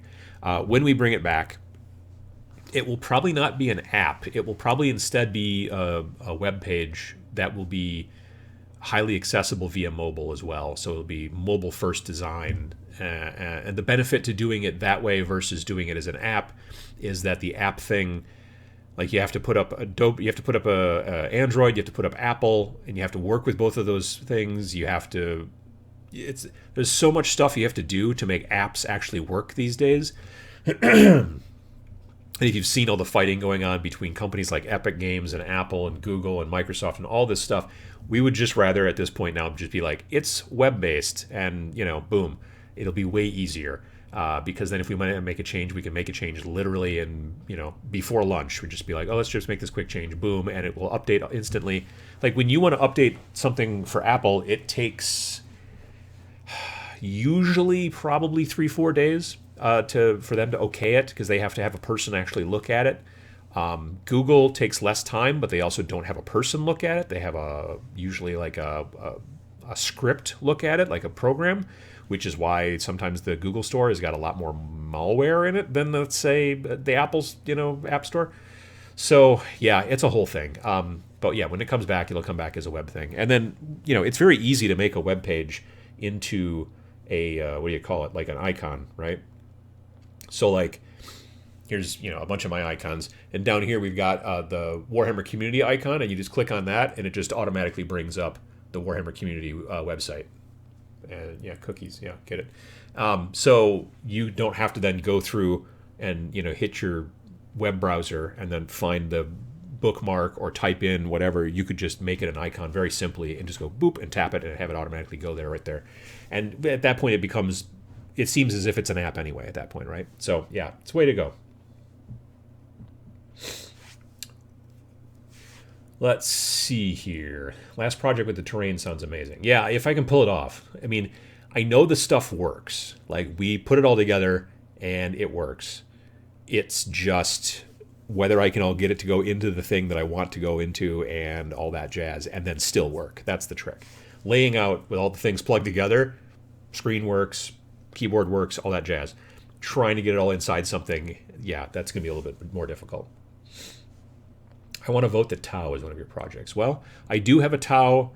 Like I said, I've got a Tau kill team there. Like, okay, so I'm going to be working on Tyranids next, and then probably Adeptus Mechanicus, and then probably Tau come after that. So, and then after that might be Orcs and Grey Knights. I still got those guys I still want to do too. So yeah.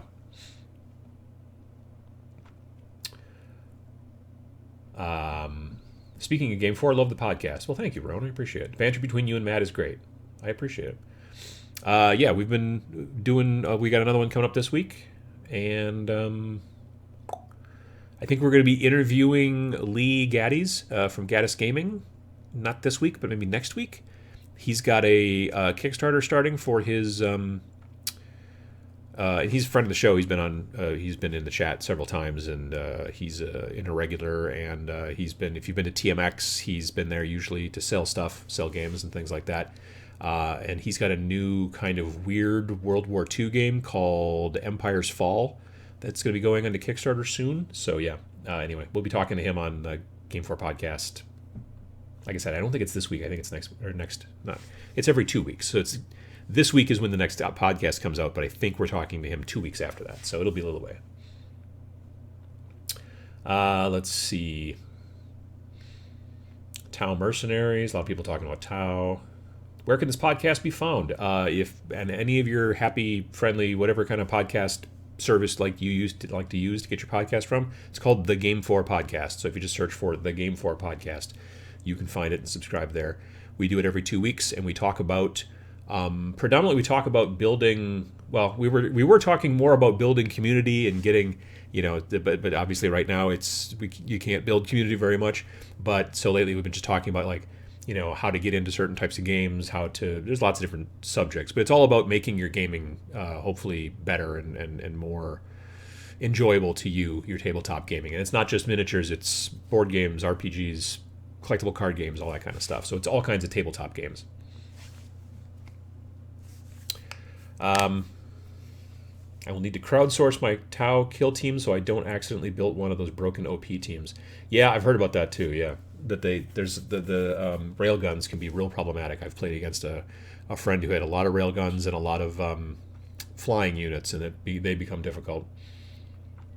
So yeah, thanks for the stream and chat. Absolutely, it is about 11. So again, I want to thank folks for coming by, and I hope that it's not too snowy or whatever in your neck of the woods, or too rainy, or whatever it is that happens in the winter. And if you're on the other side of the planet, on the bottom side, whatever, the southern hemisphere, you're heading into summer, so it's probably going to be great for you. Unless your summer sucks, like a lot of bugs, or it's too hot, whatever. Anyway, it's a good idea to sometimes stay inside and do some painting and some hobbying and get away from the bugs and the heat and the humidity. But I want to thank folks for coming by again, and I appreciate everybody watching videos and chatting and commenting and all that fun stuff. So stay safe and keep painting, and thanks for watching. We'll see you next time.